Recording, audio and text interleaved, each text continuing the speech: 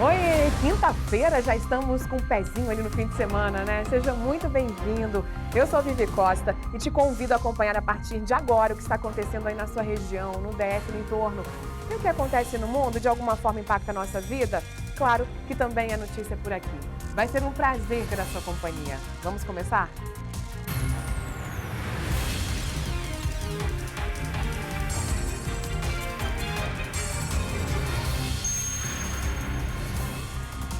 Vamos começar aqui então com alguns destaques da edição de hoje, um giro com os nossos repórteres, né?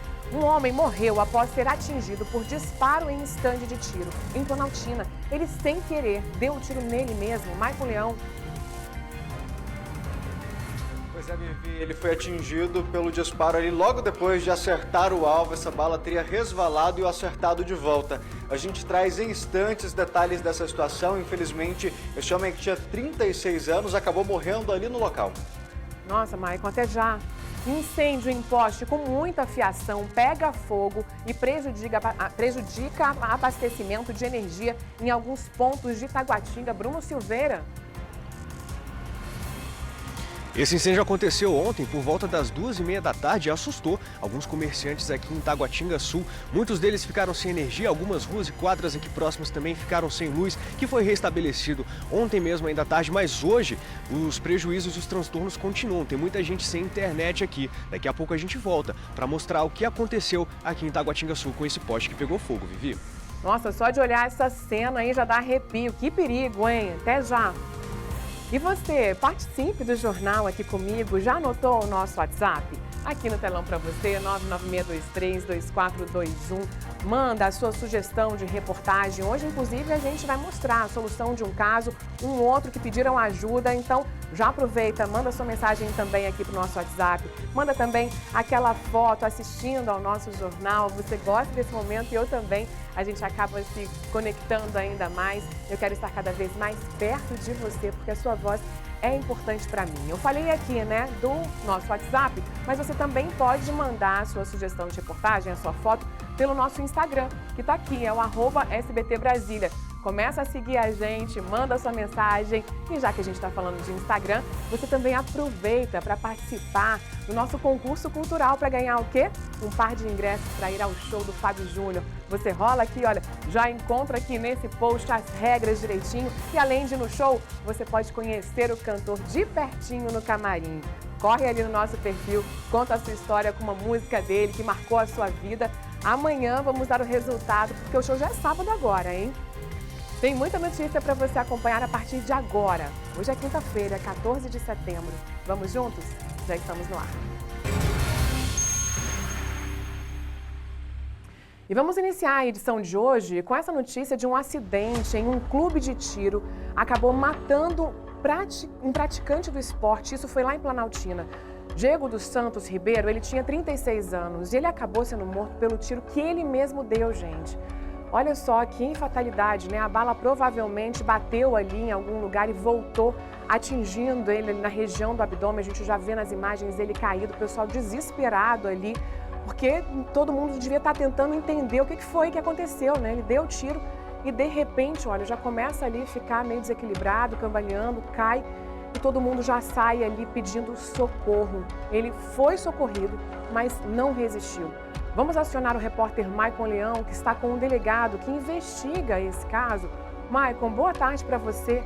Nossa, a gente vê ali na cena, né, que angústia que dá, porque o Diego, inclusive, para o pessoal entender, né, ele tinha registro de CAC, que é o quê? Aquela sigla que significa colecionador, atirador esportivo ou caçador.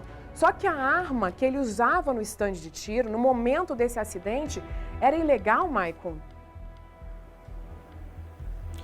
Oi, Vivi, a polícia ainda está apurando esse detalhe. O registro dela foi apresentado por um amigo, mas como esse registro ele é feito na base de dados do Exército, ainda é preciso fazer a solicitação para checagem dessa documentação. Mas o amigo responsável pela arma já apresentou essa documentação aqui na delegacia que está investigando esse caso. Como você bem adiantou, as imagens elas são impressionantes, elas deixam a gente assim bem assustados. Ele estava ali em uma tarde de tiro, ele já tinha ali o registro de CAC, como você bem adiantou, tinha o costume de atirar. Ele estava a cerca de 7 metros, Vivi, do alvo ali, e o que tudo indica, essa bala, logo após ele efetuar o disparo, ela acertou o alvo e acabou resvalando, voltando nele. Observando as imagens ali, a gente percebe que ele dá um primeiro tiro, dá um segundo, e ali parece que ele nem entendeu direito o que aconteceu, ele vira de volta para o amigo, para outra pessoa que está ali no local, mas na sequência ele já perde as forças, acaba caindo, e aí as pessoas que estavam ali no local já correm para prestar os primeiros socorros. O Corpo de Bombeiros, o SAMU, o resgate ali é acionado,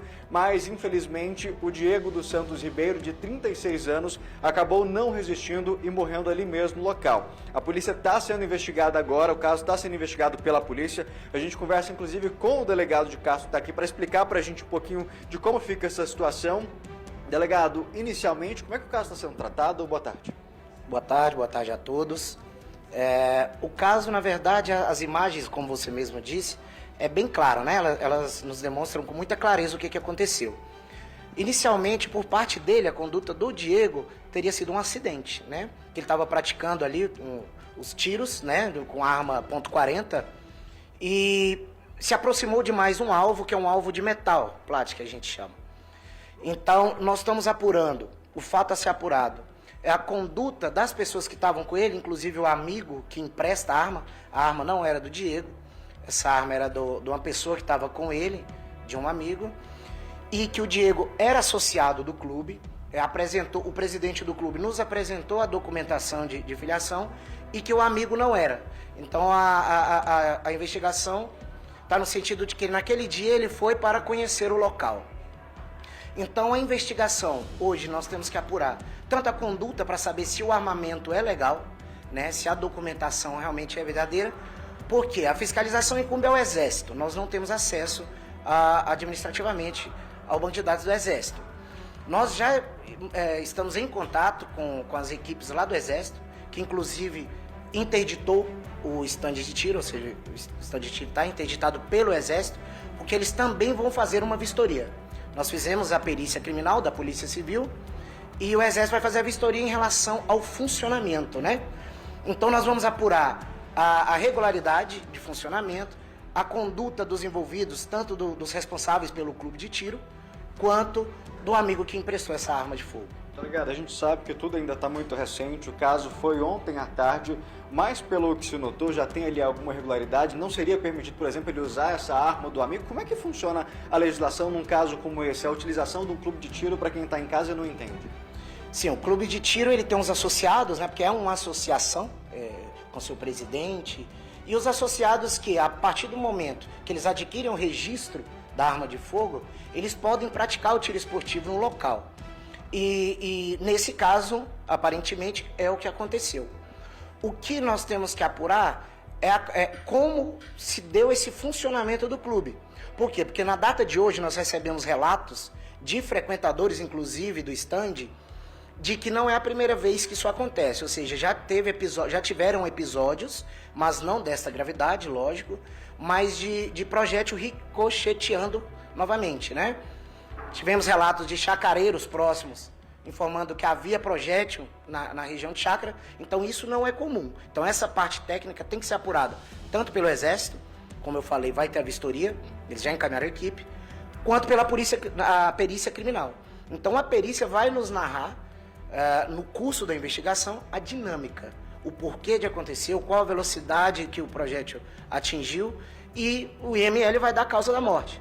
Realmente, se foi o disparo que tirou a vida do Diego. Devi, a gente estava conversando agora, o delegado falando da situação do local ali, de projéteis em outras chácaras. A gente até esteve lá na região mais cedo, imagens aéreas do Rogério Silva mostram pra gente o local em que esse clube de tiros fica, bem um pouco afastado ali, realmente numa área de mata, mas além disso tem esses cuidados, o que não poderia acontecer, como por exemplo esses projéteis estarem primeiro resvalando e até mesmo atravessando para outras chácaras, né, doutor? Sim, só para se ter o conhecimento, para se liberar, né, para um stand desse funcionar, o engenheiro tem que ser o responsável pelo projeto. Então há um engenheiro que é responsável técnico pelo funcionamento.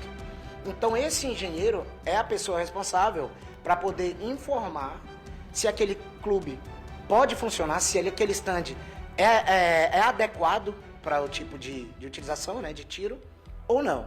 Então, o Exército pega essa documentação e vai fazer a análise. Então, essa análise é que o Exército vai nos dar a resposta. Nós já oficiamos o Exército pelas providências cabíveis, né? A arma era do amigo, mas ela não estava recadastrada no Sinarme, que após as alterações legislativas, hoje a Polícia Federal é responsável por essa fiscalização. Em consultas preliminares, essa arma não é registrada na Polícia Federal. Ela não foi recadastrada. Então, nós oficiamos o Exército para que eles nos informem se essa arma realmente possui o cadastro lá, se ela está atualizada. Então, toda essa dinâmica, todo esse fato, embora tenha, aparentemente, pelas imagens, tenha sido um acidente, fica o alerta, né? Esse alerta é o que fica que a arma de fogo não é brinquedo e que, mesmo estando no estande de tiro, todo cuidado é pouco. Então, fica esse alerta. Delegado, esse amigo ou os responsáveis ali pelo estande, mesmo as imagens apontando inicialmente, a circunstância em si ter sido um acidente, serem responsabilizados, porque é um conjunto que acaba resultando nesse acidente, né? Sim, é justamente a responsabilidade das pessoas. Então, o que a gente apura? Tanto a ação, a conduta de ação, quanto da omissão. Se os responsáveis técnicos, se ali havia pessoas, por exemplo, de pronto atendimento num caso desse, então você já tem que ter um prognóstico, um clube de tiro ele já tem que ter um prognóstico do que pode acontecer e trabalhar para evitar o que aconteceu. Então toda essa dinâmica é o que a gente vai apurar. Vamos aguardar o laudo pericial, então o laudo pericial é de fundamental importância. O Instituto de Criminalística aí, dentro de 30 dias deve estar enviando para nós o laudo pericial e a partir daí a gente vai montando esse quebra-cabeça, tirando a responsabilidade de quem tem responsabilidade e imputando a quem tem a responsabilidade, e a investigação com certeza fará isso. Delegado, a distância em que o tiro foi disparado ali também estaria fora dos padrões, cerca de 7 metros, seria muito próximo? Ainda que leigamente falando, os peritos vão informar, mas o padrão indica que disparos efetuados em alvos de metal, principalmente, ele não pode ser efetuado a menos de 10 metros, é o mínimo, é 10 metros. Ali, olhando, aparentemente, já conhecendo o local, não tem 7 metros, provavelmente entre 7 e 8 metros. Ou seja, ele já teria violado uma das regras, né, de tiro. E outro fato que chama atenção olhando as imagens é que quando ele municia o armamento e ele vai para a linha para atirar. E quando ele faz o que a gente chama de visada, que é levantar a arma para o alvo, ele efetua o primeiro disparo e a arma não dispara. Por quê? Porque ela não estava alimentada. Ela falha, então? Porque a gente tem a sensação de que ele dá 2 disparos. Mas não é que ela falha, ela não estava alimentada. Então ele tem que manobrar o ferrolho, puxar o ferrolho para trás, e aí ele dá o primeiro disparo, normal, dá o segundo disparo e sente, né, alguma coisa. E ainda efetua o terceiro disparo nesse período. E a gente vê que aí ele vira e que vem a sensação, o amigo inclusive informa que devia estar sangrando, e que ele cai, né? Então, assim, essa conduta dele de não estar municiado, de não ter alimentado a arma, para quem é técnico, sabe que quem tem uma frequência, quem é atirador, isso não acontece. Então, assim, essa soma de indícios vai dando uma luz para a investigação. Ô, Maicon, tem uma pergunta vindo do estúdio. Oi, Vivi. Eu vou até complementar aí, a gente analisando essas imagens. O que me chama a atenção também é que ele não tem nenhum equipamento de segurança, um colete. Eu não sei como é que funciona isso nesses lugares, né, ali que já são propícios para isso, mas assim, não é obrigatório que ele tenha esse tipo de equipamento, porque se ele estivesse usando um colete ali, provavelmente teria evitado um acidente como esse. Doutora, a Vivi traz ali do estúdio uma dúvida que eu acho que boa parte de quem está em casa que não tem o costume de frequentar clubes de tiro provavelmente está com ela também. Por ser um local em que a gente tem ali outras pessoas manuseando armas, não seria obrigatório o uso de um colete? A legislação prevê isso ou não? Nós vamos apurar em relação ao funcionamento. Quais são as regras para o funcionamento? Embora seja de fiscalização do Exército, sim, né, há recomendações de que quando você adentra um estande de tiro, você tem que estar totalmente equipado. Óculos balísticos, abafadores, colete balísticos, né? E todos os equipamentos de segurança devem ser utilizados. Então, isso chama atenção, que a Viviane falou, é justamente um dos pontos que a gente vai apurar.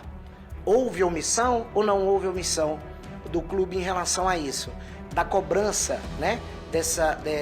Dos equipamentos, de estarem equipados se deveria haver instrutores ou não, se ele... Então, esses pontos, né, escuros, é que cabe a nós agora apurar. Mas sim, além de recomendado, é obrigatório o uso de equipamentos de segurança no stand de tiro.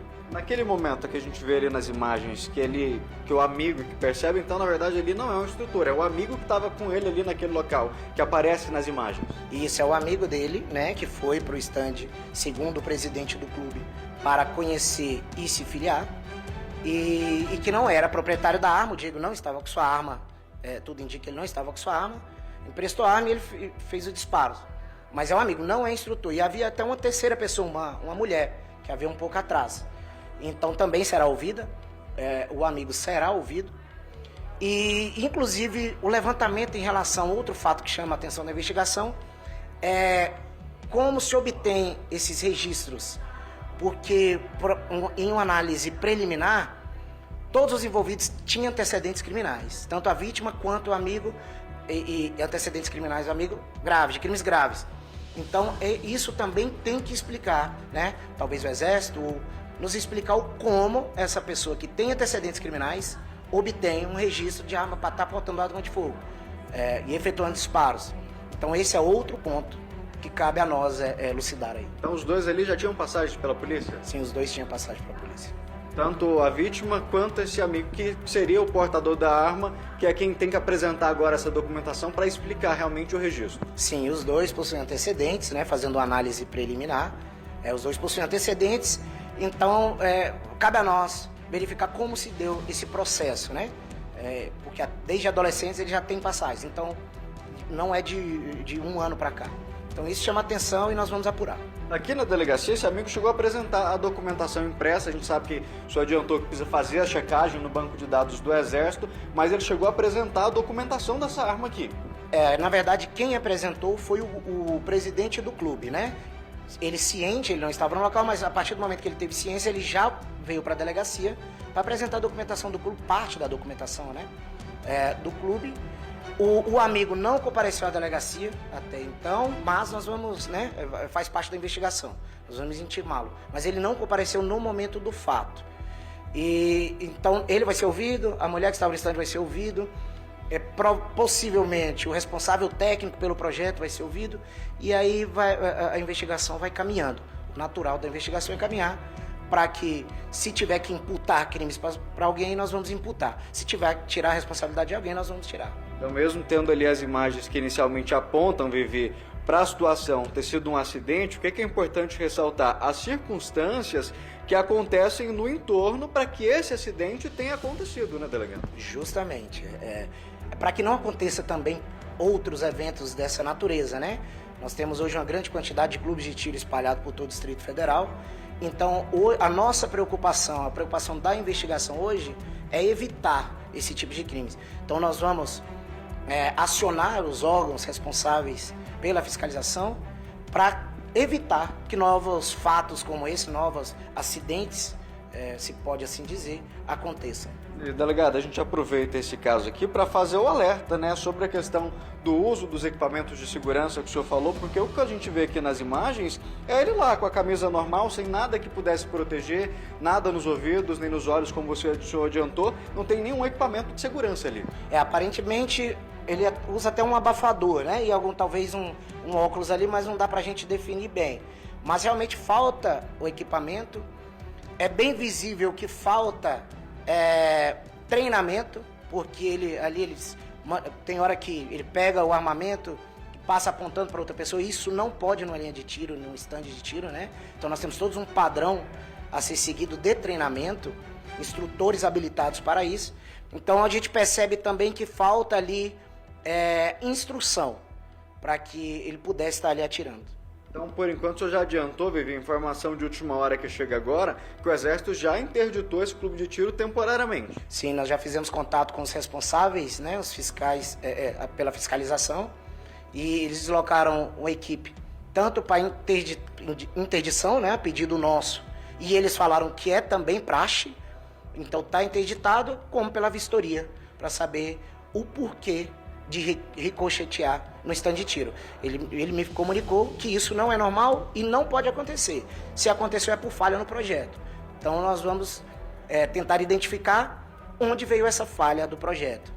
Vivi, nós estamos vendo aí imagens aéreas do local, gravadas agora há pouco pelo nosso repórter cinematográfico Rogério Silva, que dá pra gente ter uma noção ali da área. É um clube que ele fica em uma região de chácaras ali da Rajadinha, tem alguns estandes, alguns pontos separados.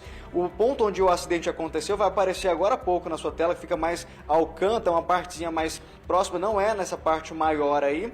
E já havia relatos, inclusive só adiantou agora, de alguns casos em que essa bala já tinha resvalado, mas também de munições encontradas ali na região. Essa parte também é apurada pela Polícia Civil ou ela será apurada pelo Exército? Não, é apurada pela Polícia Civil também, né? Porque nós recebemos relatos hoje de alguns frequentadores do clube, inclusive, que não é a primeira vez que aconteceu. E que, como não chega ao conhecimento, né, da Polícia Civil, então nós não tínhamos conhecimento desse fato. E também chegou ao nosso conhecimento que chacareiros ali da região teriam identificado diversos projéteis na propriedade deles, o que também não é correto, porque um stand ele tem que ter um para-balas, que a gente chama, que é onde não saia, né? Onde não escape e não tenha risco para terceiros.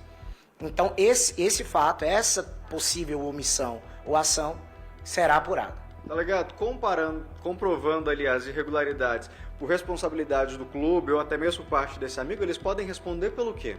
Eles podem responder tanto pela porte legal da arma de fogo, que isso vai ser apurado, né, de quem estava com a arma de fogo, então pode ser apurado o porte legal de arma de fogo, até, nas últimas consequências, o homicídio culposo. Então, se a gente identificar que uma omissão foi culposa, ou seja, era possível prever que esse crime aconteceria, esse responsável pode responder pelo crime de homicídio na modalidade culposa por omissão. Vivi, a gente sempre alerta que tudo que a gente vai fazer tem que redobrar os cuidados, pensar nas possibilidades, ainda mais quando a gente está falando de uma situação como essa aqui, que tem o uso de uma arma de fogo no meio, então tem que redobrar os cuidados, a questão de usar ali os equipamentos de proteção. Num caso como esse, claro, a perícia ainda vai apontar onde essa bala pegou ao certo, o que aconteceu, mas provavelmente um colete pudesse evitar. A gente está aqui falando de um acidente que não terminasse de forma trágica. As investigações continuam, o stand onde esse clube de tiro fica, ele já foi interditado e a gente segue acompanhando as investigações, Vivi. Nossa, olha, só pelas imagens que a gente viu aqui, claro que essa investigação ela vai ser longa e tem vários pontos a serem esclarecidos, mas pelas imagens e por essa conversa que a gente teve agora com o delegado, a gente já observou vários erros, várias infrações que foram cometidas aí para chegar no resultado que foi a morte desse homem. Ô, Maicon, obrigada pelas informações, viu? A gente volta a conversar daqui a pouquinho. E a última pesquisa da Sociedade Brasileira de Pediatria apontou que 15 bebês morreram engasgados por dia no Brasil. É uma situação ali, né, que deixa pais e mães extremamente preocupados. Quanto mais nova a criança, maiores são os riscos. E realmente acontecem mais engasgos nessa faixa de idade ali, quando eles são mais novinhos. Inclusive, com o próprio leite, né? Isso acaba acontecendo. Pais e mães ali de bebês nessa idade ficam sempre muito em alerta. A gente traz sempre para vocês aqui situações muito parecidas em relação a que a gente vai falar agora. Não é à toa essa preocupação, porque o socorro precisa acontecer muito rápido para evitar que o pior aconteça. A Vanessa Vitória, ela vai trazer para a gente agora o caso onde um bebê recém-nascido, tinha apenas 17 dias, engasgou e foi salva essa bebezinha, graças a um sargento que estava trabalhando no atendimento do número 190 da Polícia Militar. Vanessa Vitória, bem-vinda, boa tarde para você. Conta pra gente como é que foi, é emocionante esse caso, né?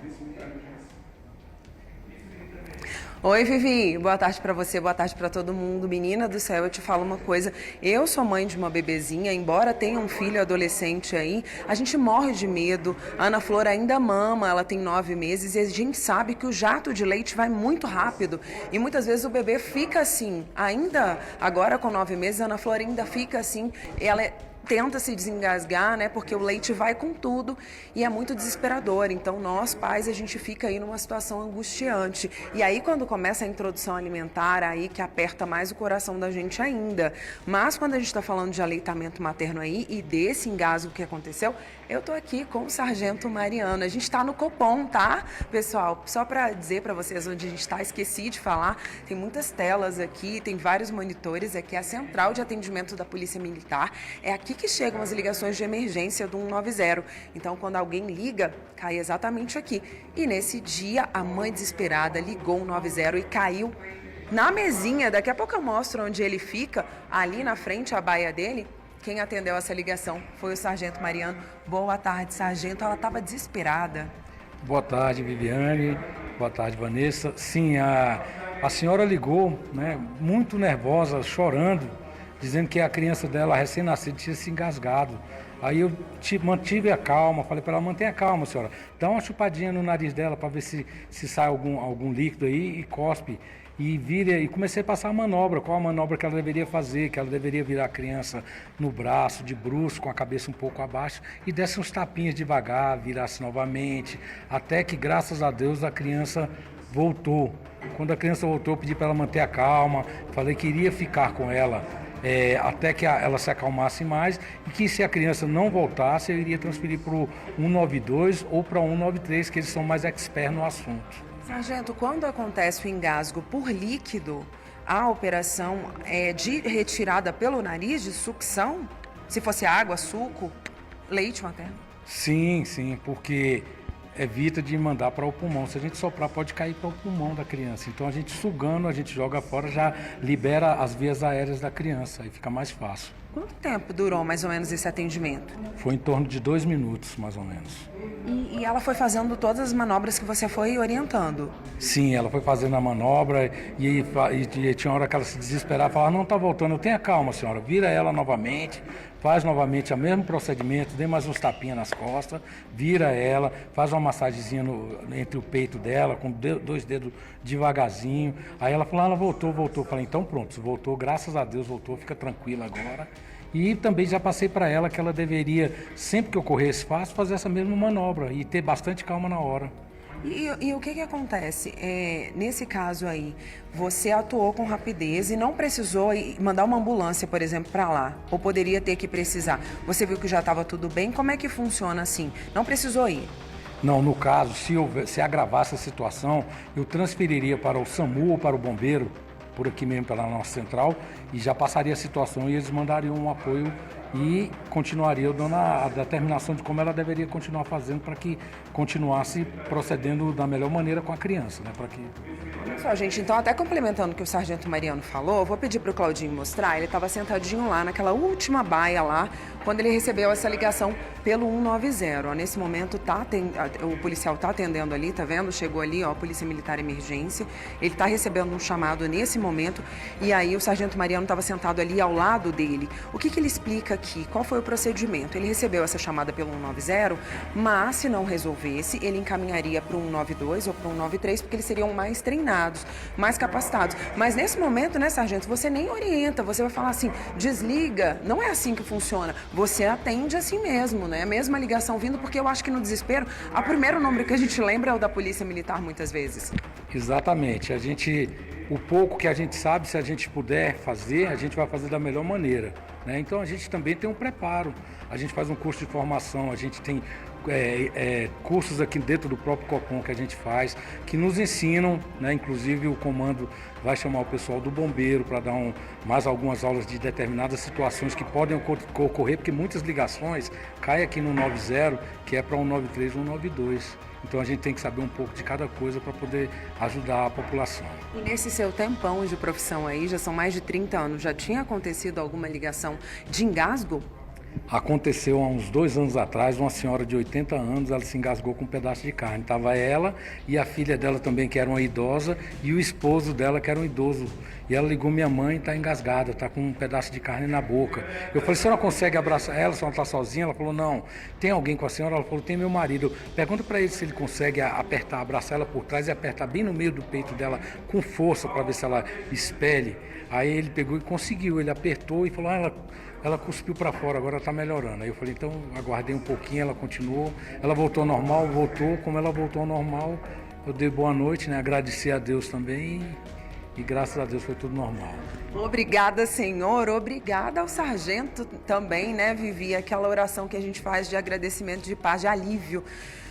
Respira fundo, né? Infelizmente a gente teve um caso recente no fim do mês de agosto, pertinho aqui do Distrito Federal, foi em Goiânia.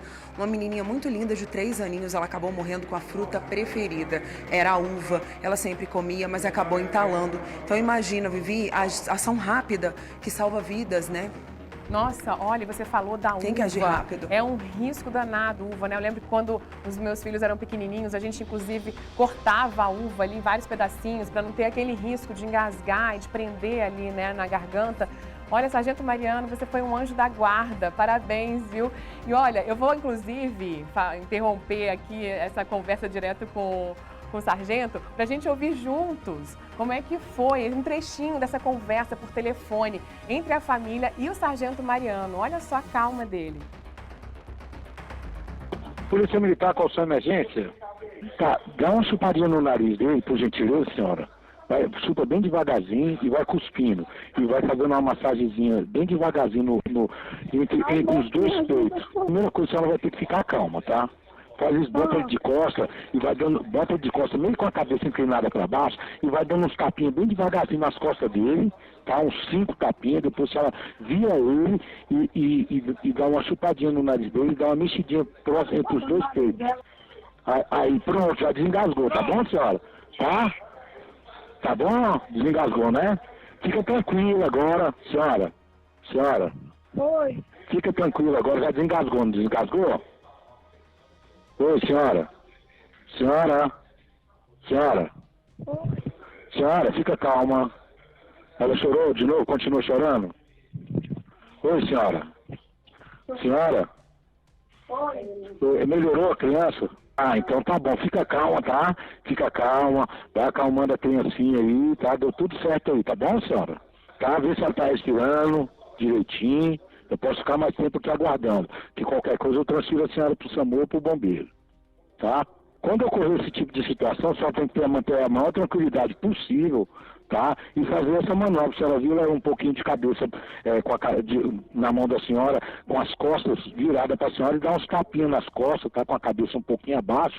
Aí a senhora vira ela, dá uma chupada bem devagar no nariz e dá uma massaginha entre os peitos dela, tá? Mas bem tranquilo, bem devagarzinho, só com a pontinha do dedo, tá bom? Ai, Vevê, eu não sei você aí, mas eu, gente, confesso que eu aqui até respirei fundo, aliviada. Quanta paciência, quanto carinho que o sargento teve, que a gente observa ali. Nossa, e assim, a gente às vezes fica preocupado, né? Se acontece alguma coisa, a gente sai correndo para um hospital, coloca no carro, mas olha só como funciona mesmo ligar para eles que estão prontos ali para atender, para já darem esse primeiro socorro ali, porque na verdade, às vezes não dá tempo de chegar até o hospital, né? Então, que lindo que foi, eu imagino que ele também deve ter ficado muito emocionado depois disso. A Vivi está falando se você ficou muito emocionado depois desse socorro, sargento. Ah, com certeza, eu fiquei muito, mas muito emocionado e gratificado por Deus ter me dado essa oportunidade de salvar uma vida, né? Depois vai marcar para conhecer a bebê? Tem que marcar esse encontro, Não pensou nisso? Se a mãe quiser, quiser aparecer, com certeza seria interessante. Mãe dessa bebezinha que deve ser a coisa mais fofa do mundo, se estiver assistindo a gente, permite esse encontro, deixa o sargento Mariano ir aí na sua casa, a gente vai junto para ver, olha que coisa linda que vai ser, porque a gente está aqui, como a Vivi falou, sensação de alívio, dá aquele arrepio de paz, de ver a experiência aí, de agir com calma, com tranquilidade, que eu nunca teria, gente, nunca, porque eu sou apavorada, sou estabanada, ia começar a gritar, ia ficar louca. Um outro ponto que a gente tem que relatar aqui, Vivi, é com relação até ao banho, porque também entra água pelo narizinho, que eu acho que é um momento de muito desespero. Eu morro de medo de dar banho em criança por causa disso. E aí o sargento pode ajudar falando se também tem que fazer essa sucção pelo nariz e como é que faz, se isso é rápido ou devagar. E depois, para ele orientar, eu vou perguntar também com relação à alimentação já quando acontece a introdução alimentar. Fala pra gente com relação ao afogamento também em banheira. Já aconteceu de virar o bebê e dar aquele banhozinho, tá lavando as costinhas e o bumbum, e o neném ficar ali aflito, né? Às vezes fica até roxinho, né, sargento? Sim, nesse caso aí também a gente faz a manobra, vira, dá umas batidinhas nas costas da criança. Suga? Se houver necessidade, sim, que é ideal para tirar o líquido para evitar que vá para o pulmão. Tá? Como é que essa puxa fortão? Não, puxa devagarzinho, porque né, uma criança né, vai sugando devagarzinho para tentar puxar o líquido para jogar para fora, para poder abrir as vias aéreas dela para ela voltar a respirar novamente. E continuar fazendo a massagenzinha no peito da criança também, com os 2 dedinhos de leve, né? Que é a mesma coisa quando a gente vai salvar um adulto, só que o adulto é com a mão e mais forte. A criança só com 2 dedinhos a gente já consegue. Com calma, sem desespero, que nem a Vivi falou, às vezes na loucura a gente acaba colocando a criança no carro e não dá tempo de chegar para socorrer. Exatamente. Né? O ideal, sempre quando ocorre esse tipo de situação, é de imediato ligar no 192 ou no 193. Se não lembrar desse, liga no 190, que se a gente puder a gente vai ajudar, mas os experts mesmo para fazer esse tipo de salvamento são o bombeiro e o SAMU.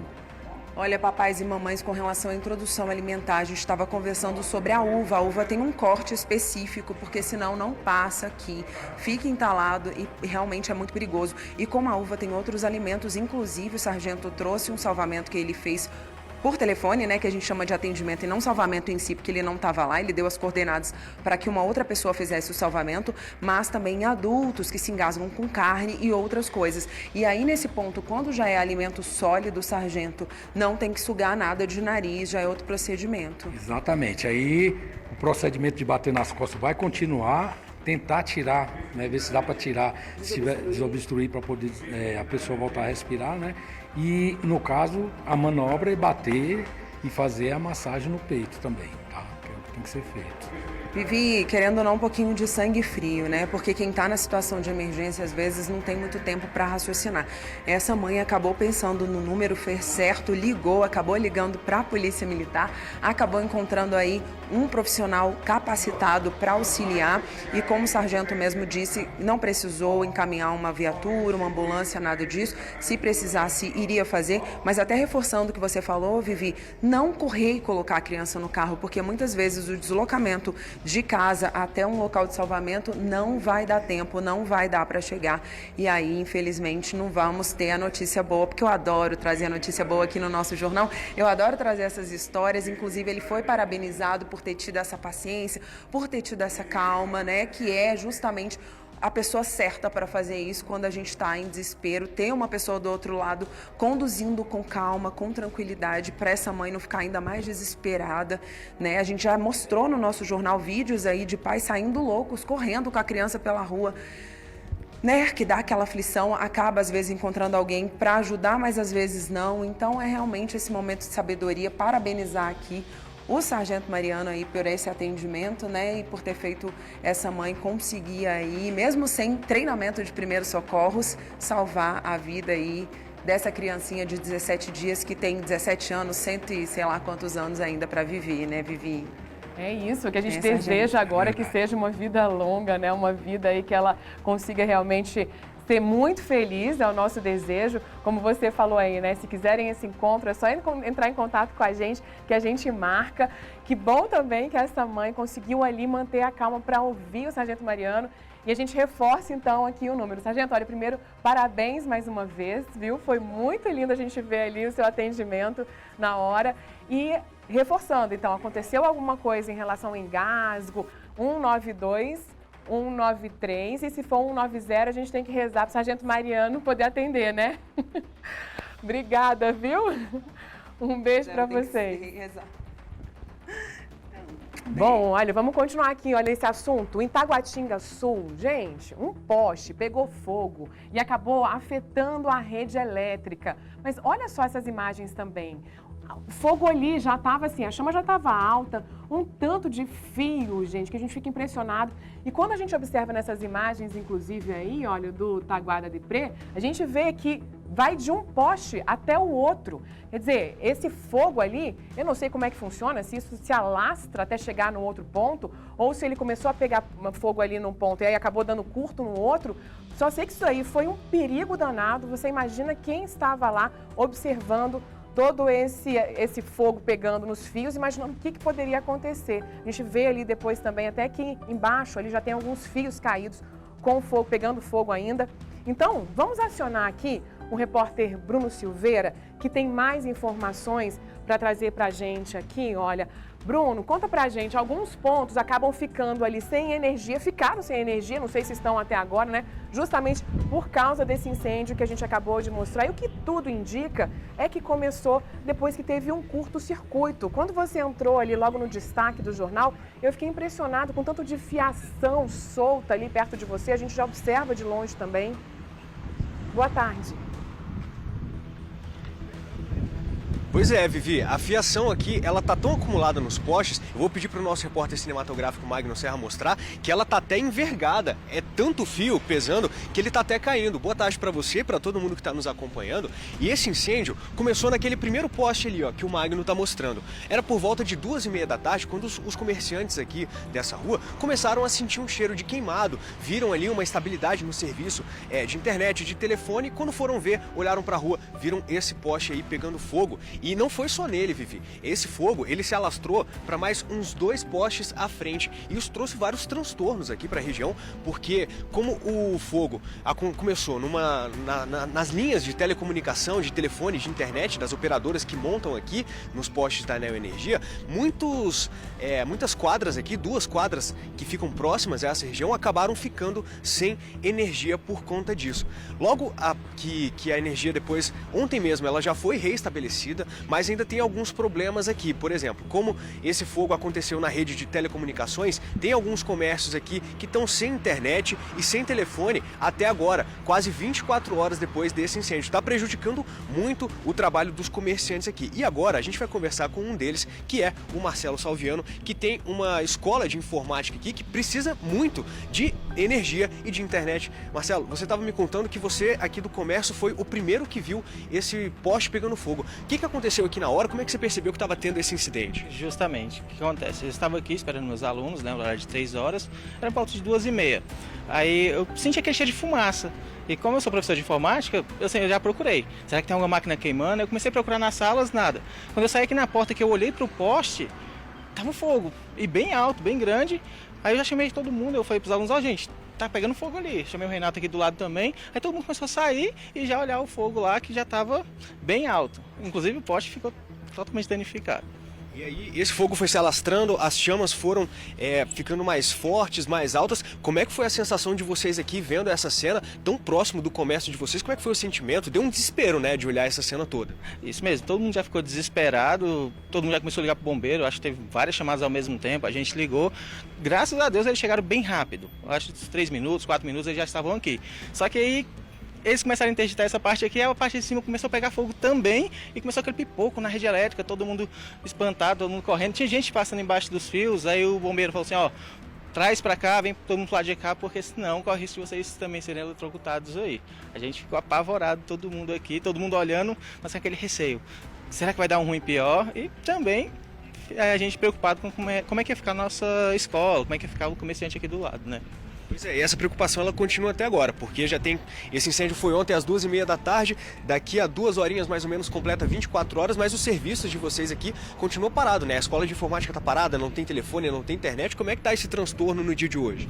É justamente isso. Não tem previsão para terminar, o serviço. A gente pergunta, mas eles não têm previsão para a gente. A gente até entende, porque realmente foi um acidente bem grave, mas agora, terminando isso, vamos ter reposição, vamos ter vários prejuízos que a gente vai ter que contornar depois disso. Que poderia não ter acontecido se não tivesse nessa situação que está, esse monte de fio acumulado. Né? E aí a preocupação de vocês também foi que esse fogo, esse incêndio se alastrou para 3 postes à frente, mas a preocupação de vocês é que ele descesse a rua inteira e pegasse todos os postes, né? Na verdade, não só nossa, dos bombeiros também, que os bombeiros pediram para todo mundo sair debaixo da fiação, porque eles falaram, vai descer para os outros transformadores. Como lá em cima já estava pipocando, eles falaram assim, ó, vai descer para os outros transformadores, não fiquem aí embaixo. Aí todo mundo já começou a desligar tudo, puxar tudo da tomada, porque eles mesmos falaram, ó, vai descer, e a preocupação deles e nossa também era essa. E a gente percebe nas imagens que é só olhar para esse poste e ver que está extremamente sobrecarregado. E aí ontem teve esse incidente, vocês viram aqui uma movimentação bem intensa também dessas empresas, né? Todas elas aqui tentando conter. Como é que foi isso? Quando aconteceu, que a gente ligou para os bombeiros, foram os primeiros a chegar, depois disso chegou Vivo, Claro, Canaã, Giga Mais, todo mundo chegando junto. Bem umas 5 empresas mais ou menos que chegou aí. Aí assim, eles correram para resolver, mas também tinha a ANEEL que tinha que chegar antes, foi o que eles falaram pra gente. Tem que chegar primeiro a ANEEL para resolver a energia, para depois a gente mexer com a telecomunicação. E aí, Marcelo, você estava me contando também que vocês observam esses postes aqui, esse acúmulo de fiação desordenada, era uma tragédia que já estava meio que anunciada, vocês já meio que esperavam que isso pudesse acontecer um dia, né? Isso mesmo, que do jeito que está aí, tudo junto, um monte de fio ali dentro, a gente já espera que isso aconteça, a gente se preocupa todo dia com isso aí. Inclusive, a nossa internet aqui não é uma das melhores justamente por causa disso. Esse montoeiro de fio, perto da rede elétrica e assim por diante. É isso, obrigado, Marcelo. Pois é, Vivi, depois que isso aconteceu ontem, a Neo Energia mandou uma equipe aqui, eles trabalharam nesse poste, conseguiram remediar ali um pouco e eles emitiram uma nota pra gente explicando que a manutenção dessa rede de telecomunicação, ela é exclusiva das empresas. Então a Neo, ela não pode mexer naquilo que é de competência das empresas de telecomunicação. A parte da ANEEL é apenas a manutenção da parte elétrica. Depois disso, tudo já foi restabelecido, com exceção desse transtorno da internet e do telefone que está afetando alguns comerciantes aqui, mas no final de tudo a situação já está controlada e não passou de um susto, e que susto para esses comerciantes que estão aqui em Taguatinga. Vivi, eu volto com você. Nossa, eu vou te falar. E eu acredito que muita gente que está acompanhando aqui essa edição está sentindo assim que poderia ter acontecido no mesmo lugar onde eles moram. Porque volta e meia a gente mostra aqui no nosso jornal locais onde os fios estão todos entrelaçados. Mas olha, a gente inclusive já recebeu um pedido de ajuda lá do pessoal do Colorado, falando, olha, aqui a situação está dramática, os fios estão muito baixos, a gente passa aqui, quase que prende a cabeça quando vai passar por esses fios. Eu vi aí que tem vários pontos que estão com uma situação muito semelhante. Inclusive, a gente na época, entrou em contato com a Neo Energia foi solista no mesmo dia, à tarde, né? Isso foi pela manhã, à tarde, eles foram lá e organizaram esses fios, porque tem lugar que realmente a gente observa que os fios já estão tomando conta de tudo, mas assim, quando eles começam a ficar entrelaçados, começa a ficar muito baixo, eu acho que o risco começa a ser maior ainda. Então, a sugestão aqui é, se você está vendo isso na sua região, algum risco por aí, você pode entrar em contato direto com a Neo Energia também, porque eles mandam um pessoal para poder ver se é com eles, se eles têm que pedir, enfim, para que outra empresa entre em ação. E a gente tinha até pedido aqui, olha, para a gente passar para vocês. Obrigada, viu, produção, que mandou aqui para poder relembrar. O número é o 116. Então, liga para a Neo Energia e avisa que a situação realmente não está boa para evitar que chegue a esse ponto. Bruno, obrigada, viu? Até já. E um caminhão que ficou preso na manhã de hoje em um viaduto na quadra 201 da Asa Sul. O Corpo de Bombeiros foi chamado e os militares tiveram que esvaziar os pneus e retirar o caminhão que estava ali acima da altura permitida para a passagem no viaduto. Olha o transtorno, hein, por ali. O trânsito foi interrompido e o motorista teve que sair desse local e de ré. Ninguém se feriu, só realmente ali aquele transtorno, deve ter ficado ali angustiado sem saber como é que ia sair, mas foi resolvido, olha lá, saindo de ré. Depois também o trânsito que acaba ficando um pouquinho mais complicado, mas a gente está vendo que no horário que isso aconteceu, parece que não impactou muito por ali não.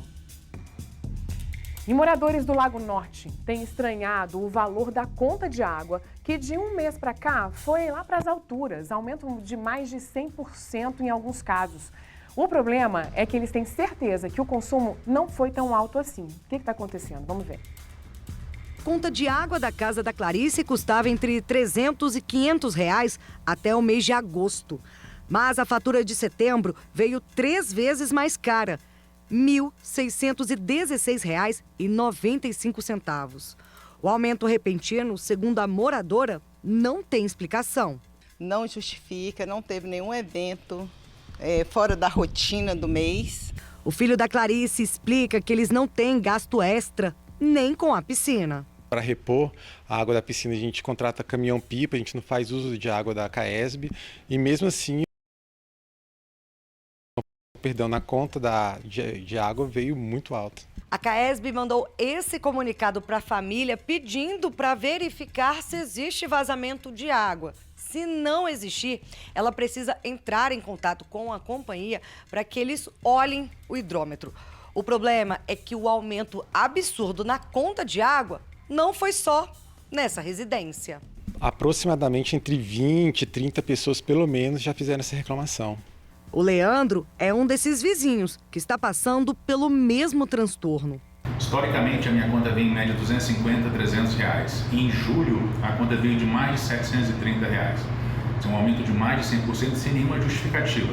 Os moradores estão lutando para que o problema coletivo seja resolvido.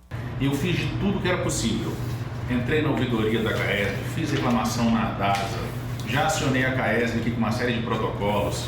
Também acionei a ouvidoria da própria CAESB e todas as respostas são negativas para nós. A gente não tem a quem recorrer. Difícil, né? Bom, olha só, o que a CAESB disse? A companhia informou para a gente que analisou os endereços indicados e que a maioria deles está dentro da normalidade de consumo, mas que muitos não solicitaram análise de consumo e que a responsabilidade da CAESB é verificar o fornecimento de água até o hidrômetro. Cabe ao usuário verificar internamente o motivo do alto consumo, caso ele exista. Em caso haja vazamento, é preciso informar a CAESB para se fazer ali uma revisão da conta, de acordo com procedimentos legais. Espero que vocês tenham aí a resposta que vocês estão precisando, agora direto com a CAESB também. Agora vamos falar do caso do dentista Gustavo Nager, de 37 anos, que está preso temporariamente por suspeita de ter abusado sexualmente de uma cliente dentro do consultório dele. A gente trouxe essa história para vocês aqui ontem, né? Depois da divulgação desse caso, outras vítimas procuraram a Polícia Civil para denunciar o profissional. Vamos chamar de volta aqui então o repórter Maicon Leão, que está com esse caso e vai trazer mais notícias para a gente. O Maicon, pelo menos outras 3 novas vítimas acusaram então esse homem de crimes sexuais. Olha só a importância também da gente trazer essa informação aqui para quem está acompanhando a gente, né? Sim, Vivi, pelo menos outras 3, 2 já foram ouvidas na 5ª DP, uma deve prestar depoimento hoje também na delegacia. E sabe o que chama a atenção? Na maioria dos casos, a mesma forma de agir, a mesma desculpa para ter acesso ali às partes íntimas dessas mulheres, sempre o questionamento se elas já tinham passado por uma cirurgia. A segunda vítima a procurar a delegacia, ela é uma mulher de 31 anos e afirmou que em dezembro do ano passado, durante um curso que esse dentista ministrou lá em Fortaleza, ele acabou se aproveitando dela de que forma? Estava acontecendo o curso, na hora do intervalo ali da pausa para o almoço, todo mundo saiu da sala e ele acabou pedindo, Vivi, que ela ficasse na sala para fazer uma avaliação da cirurgia que ela tinha feito nos seios. No que ele pediu para ver, perguntou se tinha ficado flácido, alguma coisa nesse sentido, ele pediu para ver, ela já de cara recusou essa situação. Aí ele, não, calma, olha, é uma situação profissional, uma avaliação médica profissional, e acabou convencendo a moça a levantar a blusa ali, mostrando os seios para ele. Num determinado momento, ele começou a acariciar de uma forma que ela já percebeu que não seria tão profissional como ele disse. Naquele momento, ela já o reprimiu, empurrou e foi rumo à porta para sair. Segundo o depoimento dessa moça na Polícia Civil, Vivi, nesse momento ele atravessa na frente, impedindo que ela deixasse a sala, tenta forçar um beijo e diz para ela o seguinte: você só vai sair daqui depois que tiver mais calma. E aí a vítima acabou dizendo para ele um tempo depois que estava mais calmo, acabou conseguindo sair da sala, mas nunca tinha procurado a polícia para denunciar. Depois que o caso veio à tona, que ele foi preso no início da semana, aí sim outras pessoas começaram a aparecer. Depois dessa segunda, Vivi, uma terceira já procurou a delegacia, já prestou depoimento. Nesse caso, uma mulher de 44 anos, e Vivi, a gente está falando de um abuso que segundo essa moça, aconteceu em agosto de 2020, também no consultório, ali no plano piloto. Ela chegou para uma avaliação, iria colocar um fio aqui embaixo do queixo para tentar fazer um procedimento estético, passou pela avaliação e ali mesmo, Vivi, ela decidiu que iria fazer o procedimento naquele dia. Ela era a última paciente a passar pela avaliação no dia, como a gente relembra o primeiro caso, já era também depois do horário de expediente. Ela disse que ele começou a conversar, seguia tudo normal e que disse que durante o procedimento começou a sentir muita dor. E aí ele acabou aplicando um medicamento para minimizar a dor, mas que ela começou a ficar um pouco lenta, um pouco drogue com o efeito do remédio. Lembra que no meio dali do procedimento da conversa, ele perguntou se ela já tinha passado por outro procedimento estético. E aí ela comentou que tinha feito nos seios. Lembra depois de um flash, Vivi, ela tem uma perca de memória do início dessa conversa para um outro momento em que ela já está em pé, de frente para um espelho, para ele acariciando os seios dela ali. Ela assustada, começa a pedir para sair, começa a ficar agoniada ao perceber o que realmente está acontecendo. Isso ela lembrava de alguns flashes, até que ela, para tentar sair dessa situação, ela, minha mãe tá me ligando insistentemente, até tinham várias chamadas no celular. Aí ela fala para ele, minha mãe tá me aguardando aqui no shopping. E aí ela se dá conta de que o shopping já estava fechado, que já era 10h30 da noite, mas ela conseguiu ir embora e também não tinha procurado a polícia ainda, Vivi. A gente está falando de um caso que começou a priori, como até o delegado tinha falado, era um caso isolado, não sabia se existia outras vítimas, mas quando o caso ganhou notoriedade, começou a ser divulgado na imprensa, outras pessoas apareceram. Uma terceira vítima vai prestar depoimento hoje e também acusa de ter sido abusada ali, importunada durante o atendimento no consultório, que fica bem ali no plano piloto. A gente aproveita, Vivi, o espaço para relembrar as mulheres que muitas vezes ficam reprimidas, ficam com vergonhas, em alguns casos até se sentem culpadas por terem sido abusadas ali, de que a responsabilidade, a culpa não é de vocês e que em um caso como esse tem que sim procurar a polícia, porque a gente não sabe se você foi o primeiro ou vai ser o último caso. Então nesse aí, essa última mulher, ela teve coragem de romper o silêncio ali, de procurar a polícia, de denunciar, e descobriu que ela não seria a última, não seria a única, na verdade, e que outros casos saíram aparecendo, outras mulheres estão procurando a polícia para denunciar, e a gente aproveita o espaço também para lembrar, se você passou por uma situação como essa, de procurar a polícia. Esse caso específico desse dentista que atende em um shopping ali no plano piloto, o caso está sendo investigado pela 5ª DP, mas você pode procurar a delegacia mais próxima aí da sua casa também para registrar o boletim de ocorrência, né, Viver? Uma situação que, claro, deixa todo mundo revoltado. Com o passar do tempo, o que você acha que já estava ruim consegue ir piorando. O caso está sendo, inclusive, acompanhado pelo Conselho Regional de Odontologia, que ontem veio a público por meio de uma nota dizendo que tomou conhecimento por meio da imprensa da prisão e das acusações que esse profissional vem sofrendo ali, que reitera o repúdio a qualquer forma de violenta, sobretudo questões sexuais, e usando ali o lado profissional para abusar dessas vítimas, Vivi. Sim, olha, é um absurdo, né? A gente vê um homem bonito com uma profissão, uma carreira que podia estar aí deslanchando, e aí de repente ele usa ali desse momento de...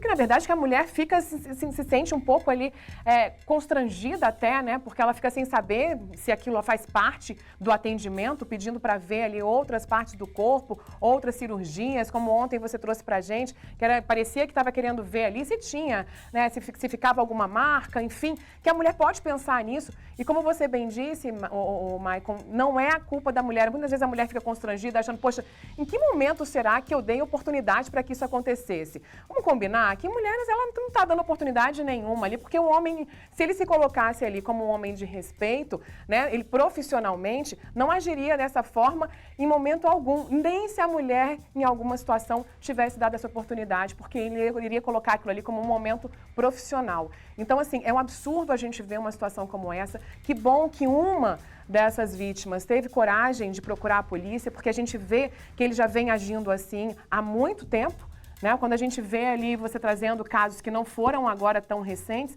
então que a gente pode realmente colocar aqui para que outras mulheres se encorajem também, se tiverem passado por uma situação semelhante, para poder evitar que isso aconteça com outras. Porque como a gente mostra aqui, quando a pessoa tem coragem de denunciar, ela evita inclusive que novas vítimas sejam feitas. Obrigada, Michael. A gente vai continuar acompanhando aqui esse caso. Inclusive, a gente não tem ainda nenhuma informação, quer dizer, ontem a gente colocou aqui à disposição o espaço para que a defesa se pronunciasse e a gente continua colocando novamente porque até agora a gente não tem nenhuma informação em relação ao advogado, em relação a esse homem, né? Sim, Vivi, na verdade, eles disseram em uma conversa com a nossa produção que nesse momento eles optaram para não se manifestar, para que eles não vão falar por agora. Até então a gente tinha um caso só, agora já são pelo menos mais 3. A primeira que procurou a delegacia, outras 2 que foram ouvidas agora, essa que vai ser ouvida. Quem se manifestou mesmo foi o Conselho Regional de Odontologia, que repudiou a situação, diz que está acompanhando o caso de perto e que reitera essa questão que é inadmissível o profissional usar ali o lado de vulnerabilidade dessas vítimas para se aproveitar de uma questão sexual, que inclusive realizará apurações minuciosas, rigorosas e imparcial dos fatos após o recebimento da notificação judicial, que, como relataram, o profissional é tido como suspeito e assim aguardarão a tramitação para a adoção de medidas cabíveis. Pode ser, Vivi, que depois dessas acusações, dependendo da avaliação do conselho, ele perca inclusive o registro para atuar, não vai atender paciente nunca mais. Isso, e a gente vai acompanhar para ver se essa decisão vai ser tomada também. Obrigada, Maicon. Até já. E a Polícia Civil prendeu um homem de 40 anos que comercializava brownie de maconha em áreas nobres do DF. A mãe de um adolescente, ela descobriu que o filho havia comprado esse brownie de maconha com um homem em um shopping na Asa Norte e foi lá, fez a denúncia. Durante as investigações, os policiais descobriram que o acusado produzia esse brownie de maconha na casa dele, no Parkway, e depois vendia no Plano Piloto e no Lago Sul. Na casa foram apreendidas balanças digitais e porções de maconha, como a gente está vendo aí nas imagens. Agora, olha só o desespero, o pânico vivido por 4 mulheres durante um assalto em uma joalheria aqui no Plano Piloto. O roubo durou cerca de 2 minutos e os criminosos fugiram, levando quase 50 mil reais. Só que nessa quinta-feira, a Polícia Civil do Distrito Federal, por meio da Corpatri, cumpriu 5 mandados de prisão temporária contra esses marginais. Vamos direto aqui conversar com a repórter Vanessa Vitória, que traz mais detalhes para a gente desse caso. Ô, Vanessa, bem-vinda aqui de volta, né? Olha só, até agora, quantos foram presos? Oi, Vivi, boa tarde de novo para você, para todo mundo que está com a gente. Olha só, atualização em tempo real, tá, Vivi? Porque a operação ainda está acontecendo. Inclusive, nesse momento, ó, 12h43, 12h35, o delegado já me atualizou aqui mais uma prisão, tá? Ele fala, ó, 4 presos por mandado de prisão, 1 em flagrante por receptação, prendemos mais 1 agora. Então, 12h34, prendemos mais 1 agora. Estou em oitiva. Então, está acontecendo aí, ele fala que um dos presos aí por mandado de prisão, ele foi autuado também em flagrante por tráfico de drogas. Esse caso aí que você relatou nas imagens aconteceu no CONIC, né, no mês de março. E aí, o que acontece, Vivi, que eu queria muito ressaltar da importância da denúncia anônima. Esse caso aí, quem ajudou bastante foram as denúncias que foram, que o 197 da Polícia Civil recebeu, o número 197. Então, tanto que é importante quando uma pessoa assiste uma matéria, uma reportagem nossa, um link nosso aqui no jornal, se você identifica, se você sabe quem é essa pessoa, ajude a polícia entrando em contato, você não precisa se identificar.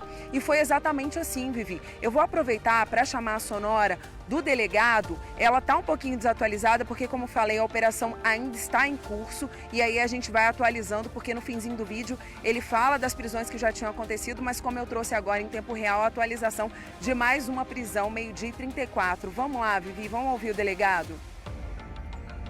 As ações ocorreram hoje no município de Águas Lindas e em Brasília, mais especificamente na Asa Sul. Durante as buscas foram apreendidas as roupas utilizadas pelos autores na na ocasião do crime e 2 indivíduos foram presos em flagrante delito. Um por tráfico de drogas, foi encontrada uma quantidade razoável de cocaína, cerca de 17 dolinhas de cocaína, embaladas em circunstâncias em que se presume o consumo, e foi recuperado também, na posse de um receptador, um dos telefones subtraídos. Os indiciados, os autores foram indiciados na associação criminosa e no roubo com emprego, no roubo majorado, com emprego de arma de fogo e concurso de pessoas, e caso condenados, podem pegar até 20 anos de prisão. Até o momento, 3 prisões foram cumpridas e 2 permanecem foragidos. Estamos aí aguardando para que essas prisões que faltam ocorram nos próximos momentos, nas próximas horas do dia. Como você já atualizou, essa operação continua, né? E eles agiram tão rápido ali, né, Vanessa? E de repente parece que já sabiam exatamente o que eles queriam fazer. Olha, Vivi, geralmente esse tipo de gente aí faz um estudo, né? A gente sempre comenta aqui que devia fazer esse estudo para o bem, mas faz para o mal. Eles fazem toda a análise de como é que vão fazer, como é que vão agir, e isso levando não só os pertences ali da joalheria em si, mas também de quem estava por perto, fazendo um verdadeiro limpa. E aí a gente faz um cálculo ali de março para setembro agora, então essa ação da polícia foi seguindo por esses meses, como eu falei, reforçando a ajuda da denúncia é muito importante, foi o que o delegado reforçou. E justamente a gente entrou em contato com o delegado porque, como a operação está em curso, a gente já imaginava que durante o nosso ao vivo alguma coisa poderia estar acontecendo, por isso a gente trouxe a atualização do número de presos. Então tem agora só mais um que deve também, reforçando o que disse o delegado aí, de repente a gente tem atualização de novas prisões ainda hoje. Eles chamaram essa operação, Vivi, de operação, vou me recordar aqui, eu acho que é Big Boss, isso mesmo, a operação Big Boss, justamente para pegar esse pessoal. Tem um tempo aí que a gente entrou ao vivo com o mesmo delegado para mostrar que aconteceu aquela prisão, lembra? Num shopping, DF Plaza, desculpa ter falado o nome do shopping, eu não tenho nota do shopping, gente, enfim, um shopping em Águas Claras, teve uma prisão em uma loja lá, uma joalheria também, aconteceu esse assalto lá e a mesma equipe da Polícia Civil conseguiu colocar a mão aí no pessoal e também ressaltou, na época era até o motorista, né, o homem que dirigiu ali, que deu a cobertura para os ladrões, mas que responde do mesmo jeito, como o delegado falou na época. Então o que acontece? Agora a gente tem novas prisões, roubo em uma outra joalheria, essa já no plano piloto, né, no setor ali de diversões norte, e a gente tem novas prisões e ações que têm acontecido assim. E o que eu quero ressaltar, Vivi, é que a gente tem trazido esse tipo de notícia em locais de grande movimentação. Não tem coibido a ação desse tipo de criminoso. O fato de ter muita gente, você vê o tanto de pessoas que aparecem nessas imagens, quantas pessoas estavam ali, e parece que os ladrões não se intimidam mesmo, eles não ficam com medo. Eles fazem isso em shopping de grande circulação. Esse é outro caso que a gente trouxe recentemente. Era um local de movimentação, em pleno sábado, então realmente os criminosos eles estão achando que podem fazer o que querem no lugar que querem, mas aí vem a polícia com essas operações mostrando que não é bem assim. Se eles fizerem, vai durar pouco tempo, o tempo aí de alegria deles fora da prisão.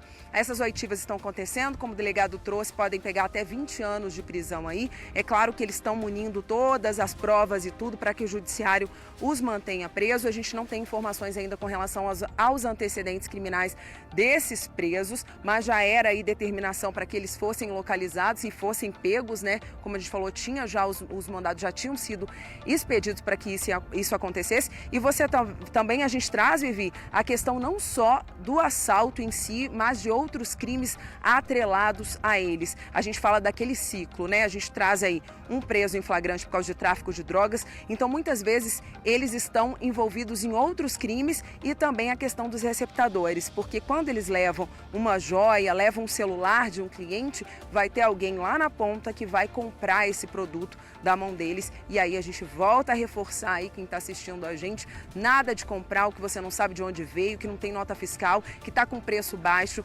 Não alimente o ciclo vicioso do crime. Eu acho que esse é o grande alerta. A gente vai seguir acompanhando, eu vou continuar mandando aqui mensagens para o delegado para a gente atualizar aí com relação a passagens desses criminosos e como é que fica. Mas o que eu tenho certeza, Vivi, para quem estava ali naquele dia, lá em março, ali naquele estabelecimento comercial, eu acho que é assim uma sensação de alívio saber que a gente está trazendo essa informação agora de que a maioria está preso e está agora, inclusive, lá na Polícia Civil, para poder ter um encaminhamento aí e seguir para ser ouvido para audiência de custódia e, se Deus quiser, para não sair da prisão tão cedo, para deixar a gente em paz.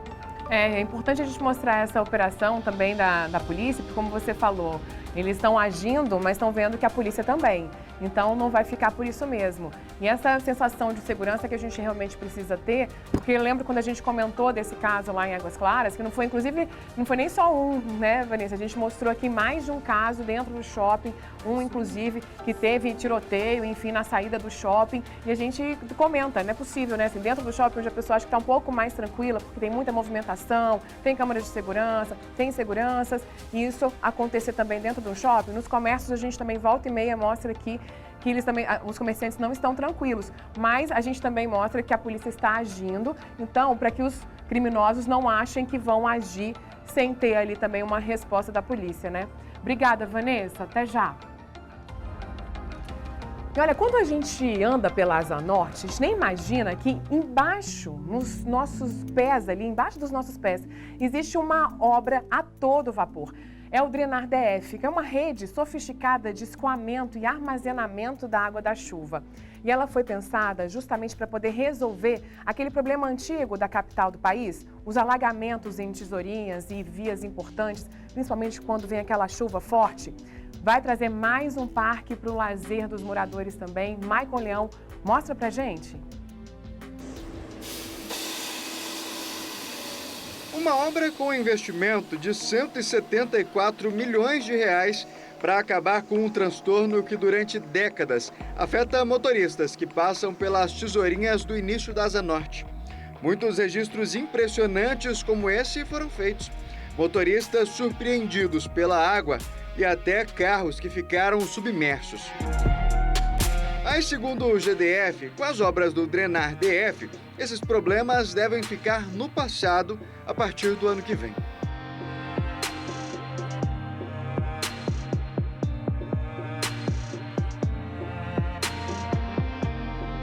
A obra tem uma extensão de mais de 7 quilômetros e começa próximo ao Estádio Nacional Mané Garrincha e descerá via L4 Norte, seguindo depois para o Lago Paranoá.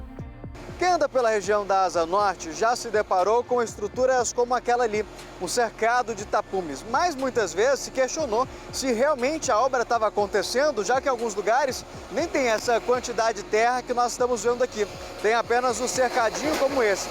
Mas eu te explico agora o porquê. É que a obra, na verdade, ela não acontece aqui de fora, e sim lá embaixo.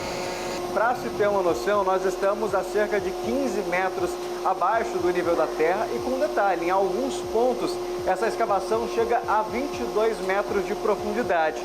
As obras elas acontecem em 5 lotes de contratos, sendo escavados ao mesmo tempo, e boa parte dos túneis já estão assim, bem avançados. Todo o projeto, né, foi dada prioridade para que a localização desses postos fosse em locais que não houvesse a necessidade de interromper o trânsito.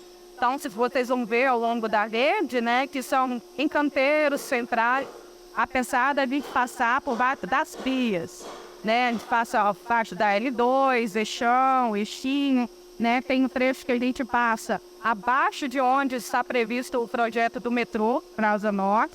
Então, é um dos nossos postos, é o nosso posto mais profundo. Todo o trabalho é feito de forma manual. E o túnel avança em espaços de cerca de 40 centímetros. É preciso colocar essa chapa para evitar o risco de desmoronamento. Um dos principais pontos discutidos na elaboração do projeto era minimizar o impacto no trânsito. Ela foi toda planejada em método não destrutivo. O que é isso? Você faz escavações e você nem percebe, além daquelas casinhas onde tem os postos para descida, você não vê a obra. É uma obra que não atrapalha o trânsito, ela não causa transtorno algum à população. Ela é vista simplesmente se você descer ou se você entrar naquela tubulação. A previsão é que para as chuvas do ano que vem, todo o sistema já esteja em operação. Antes de chegar no lago, toda a água será recebida nessa lagoa de detenção. O espaço está sendo construído no Parque Urbano Internacional da Paz, no setor de Embaixadas Norte, e deve deixar o local mais atrativo para os visitantes. Esse é o projeto de como o parque deve ficar quando estiver tudo pronto. Com um volume útil de 70 mil metros cúbicos de água, podendo chegar ao máximo de armazenamento de 96 mil metros cúbicos, a lagoa será responsável por decantar as impurezas, permitindo a retenção da sujeira carregada pelas águas da chuva que serão lançadas no Lago Paranoá. 24 horas depois, essa água já é drenada, né? Então, ela não é uma bacia que vai ficar com água permanente. Ela só vai ter água nesses períodos chuvosos em que vai estar tendo esse armazenamento antes de direcionar para o Lago Paranoá. Apesar de ficar nas faixas 1 e 2, segundo o GDF, de forma indireta, outras quadras também devem ser beneficiadas. É uma grande bacia de contribuição que ela vai até a altura da 5, norte ali mais ou menos, e toda essa bacia, essa água capta para essa rede. Então, além dessa rede principal da faixa 1 e 2, a gente tem algumas redes menores acessórias que jogam ali também. Então, você pega toda a água que vem ali do início do eixinho, próximo ao Conjunto Nacional, toda essa água aí, ela vai para essa rede e vai desaguar nessa bacia que fica ali em frente ao Yacht Club.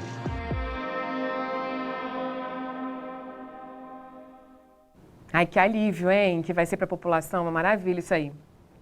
E as empresas aéreas vão permitir o embarque de clientes da 123 Milhas que já estão com os bilhetes emitidos. A garantia foi dada pela ANAC, a Agência Nacional de Aviação Civil. O assunto foi discutido na Comissão de Defesa do Consumidor na Câmara dos Deputados. Veja só. O psicólogo social Bruno Ferreira desembolsou R$3.000 à vista em um voo de ida e volta entre Brasília e Nova York. O cancelamento foi feito um mês antes do embarque. Bruno recebeu um voucher da 123 Milhas, que também foi suspenso. Tive que acionar a justiça, contratar um advogado para processá-los, esperar um retorno mínimo aí do valor investido. E eu comprei a nova passagem dentro de uma companhia aérea e dia 1º estou indo para Nova York. A 123 Milhas está em recuperação judicial com dívida superior a R$2 bilhões. A empresa suspendeu a entrega de pacotes promocionais até o fim do ano. Nesta quarta-feira, em audiência na Comissão de Defesa do Consumidor da Câmara, o representante da ANAC disse que, após se reunir com as companhias aéreas, recebeu a confirmação de que os bilhetes emitidos serão honrados. As empresas garantiram que os bilhetes efetivamente emitidos, os bilhetes com localizador, os bilhetes com o tal do número do bilhete que o passageiro tem em mãos, esses seriam honrados pelas empresas, as empresas não cancelariam. Os sócios da 123 Milhas foram convidados para a audiência, mas não compareceram e não enviaram representantes. Ainda nesta quarta, o Tribunal de Justiça de Minas Gerais determinou o bloqueio de até R$50 milhões em bens e valores dos irmãos Ramiro e Augusto Madureira, donos da empresa. O caso da 123 Milhas é investigado em outra CPI, a das pirâmides financeiras. Os parlamentares avaliam possíveis fraudes cometidas pela empresa, que compra milhas acumuladas de terceiros para entregar os pacotes de viagens. Na audiência, o ministro do Turismo, Celso Sabino, defendeu a regulação desse mercado. Nós vamos entregar um relatório dizendo esse modelo é seguro ou esse modelo não é seguro. Ou esse modelo pode ser seguro se for feito isso, isso ou aquilo. E aí o Congresso Nacional, em parceria com o governo federal, vão buscar uma regulamentação dessa nova atividade com base nesse evento que aconteceu. Bom, e vamos agora para aquele momento em que você se vê aqui no jornal, quando a gente se sente ainda mais próximo um do outro. Você manda a sua foto pelo nosso WhatsApp, que é o 996232421, também pelo nosso Instagram, que é o @SBTBrasília, que também está aqui para você poder conferir direitinho e poder seguir a gente. E aí o que acontece? Você manda, eu mostro aqui. Vamos ver algumas fotos? Olha lá, o Agnaldo. Estou ligado, ele que mora lá em Samambaia Sul. Obrigada, Agnaldo. Um beijo para todo mundo aí na sua região. Felipe, me chamo Felipe, estou sempre ligado nesse jornal maravilhoso. Lá de Samambaia Norte, também pro pessoal de Samambaia Norte. Um abraço para todos por aí. Obrigada, Felipe. Francisco, boa tarde, Vivi. Estou aqui assistindo vocês direto do Ceará. Olha só que bacana. Sempre falo para vocês que a gente também transmite nosso jornal pelo YouTube. Então você pode acompanhar o SBT Brasília Primeira Edição de qualquer lugar que você tiver, hein? Gilda, assistindo de casa, a Vivi linda de azul, lá em Águas Claras. Obrigada pelo linda também, Gilda. Um beijo para você. Olha, voltando a falar ali, cadê? Mais uma aqui? Grazi. Oi, Vivi, boa tarde. Estou aqui ligadinha nas notícias de hoje. Amei o seu look. Foi o look de ontem que ela estava comentando. Muito obrigada. Ela que mora em Monte Alto, Goiás. Um abraço para você, Grazi. Gente, aproveita para fazer como eles. Manda pra gente também, então, a sua foto. A gente conversa bastante aqui, acaba se sentindo mais perto. Manda um beijo para vocês. Você viu que tinha lá no Ceará, né? Ó, terrinha boa aquela, viu? Falo para vocês mandarem foto, mas também para mandarem a sua sugestão de reportagem. Algo que está acontecendo aí na sua região, que está te incomodando, você já tentou resolver, não deu certo. Então, entre em contato com a nossa produção, que a gente também vai tentar intervir e ajudar você a resolver. Inclusive, mostramos aqui outro dia a mensagem que o Manuel Messias mandou para o nosso WhatsApp. Primeiro ele mandou uma mensagem dizendo que estava angustiado. Por quê? Porque o filho e os alunos do Centro de Ensino Fundamental 106, lá no Recanto das Emas, eles não tinham recebido o uniforme e estamos já no segundo semestre do ano, né? Então, nós mostramos a situação aqui, cobramos da Secretaria de Educação, que na época disse que estava distribuindo os uniformes, inclusive eles iam receber nos próximos dias. E agora sim, o Manuel mandou também, que eu achei muito bacana, essa foto aqui, dizendo, olha, finalmente Danilo e os alunos do CEF 106 receberam os uniformes. Obrigada ao SBT pela força. Que bom que a gente ajudou de alguma forma aí vocês a receberem esses uniformes, né? E ele também tinha falado aqui pra gente, na primeira mensagem, relatado um problema da falta de monitor para o ensino especial lá na escola. Mas esse problema a gente também perguntou para a secretaria, eles tinham explicado que a pessoa tinha pedido demissão, mas que já estavam contratando e foi resolvido. O monitor já está contratado, trabalhando por lá. Manuel, que bom, viu? E obrigada por ter mandado depois aqui um retorno pra gente. Se você tem algum problema na sua região ou algo que sirva de inspiração, também manda, tá aqui o contato. A gente mostrou, inclusive, essa situação lá do Manuel, que já foi resolvida, né? Ele tinha mandado a mensagem, a gente cobrou, enfim, resolveu. Olha só essa outra aqui. O Mauro Lúcio de Aquino, morador do Lago Sul, ele também mandou pra gente uma mensagem no nosso WhatsApp pedindo ajuda para ter iluminação em frente à casa dele. Ele disse que está se sentindo discriminado, né? Vocês vão entender por quê. Aí uma outra moradora gravou um vídeo explicando qual que é a situação por lá. Vamos ver? Roda pra gente, diretor. Ó, gente, a gente tá aqui na QI 29, conjunto 16.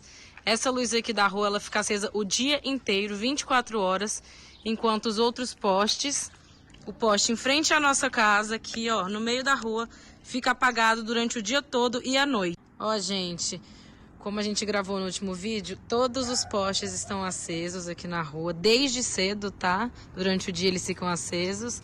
Apenas esse poste aqui em frente à nossa casa, ó, tá há 2 anos desligado, fica uma escuridão a rua. A gente já fez reclamação na SEB, já ligamos na ouvidoria do DF e até hoje nada. E aí, Vivi, ajuda a gente. Pois é, a gente foi atrás, né, de uma resposta para vocês. Entramos em contato com a SEB. Em nota, eles informaram o quê? Que vão enviar essa demanda para a equipe de manutenção. A SEB ressaltou ainda nessa nota a importância ali de comprovar que as solicitações de pedido para fazer o conserto durante 2 anos foram feitas sem o retorno da SEB, para que seja feita ali uma investigação interna, porque eles consideraram grave também esse fato. Não explicaram na nota por que a luz fica ligada ali o dia todo, que, né, vamos economizar. A gente vai aguardar aqui, viu? Espera então que esse novo vídeo seja encaminhado pra gente, Mauro, contando também que a sua rua já foi completamente iluminada à noite, né? E que de dia já não tem mais poste com luz ligada aí. Então façam como eles também, mandem pra gente as suas mensagens, que a gente vai trazendo essas informações para vocês, esses retornos, para que a vida de vocês fique mais tranquila. Combinado? Nós vamos agora, então, aqui para um intervalo, mas é rapidinho, a gente já volta. Daqui a pouco eu vou explicar para vocês, inclusive, sobre uma sala de monitoramento para proteger mulheres em risco de feminicídio. Essa novidade vem para ajudar a diminuir os casos da violência doméstica e a gente traz essas informações em detalhes para você na volta. Até já!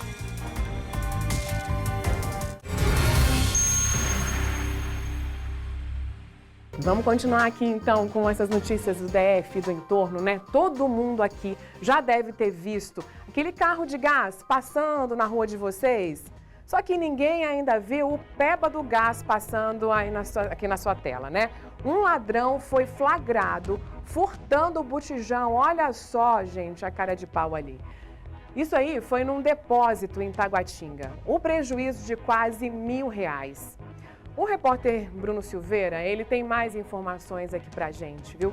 Porque essa aí não foi, inclusive, a primeira vez que a distribuidora foi invadida, Bruno.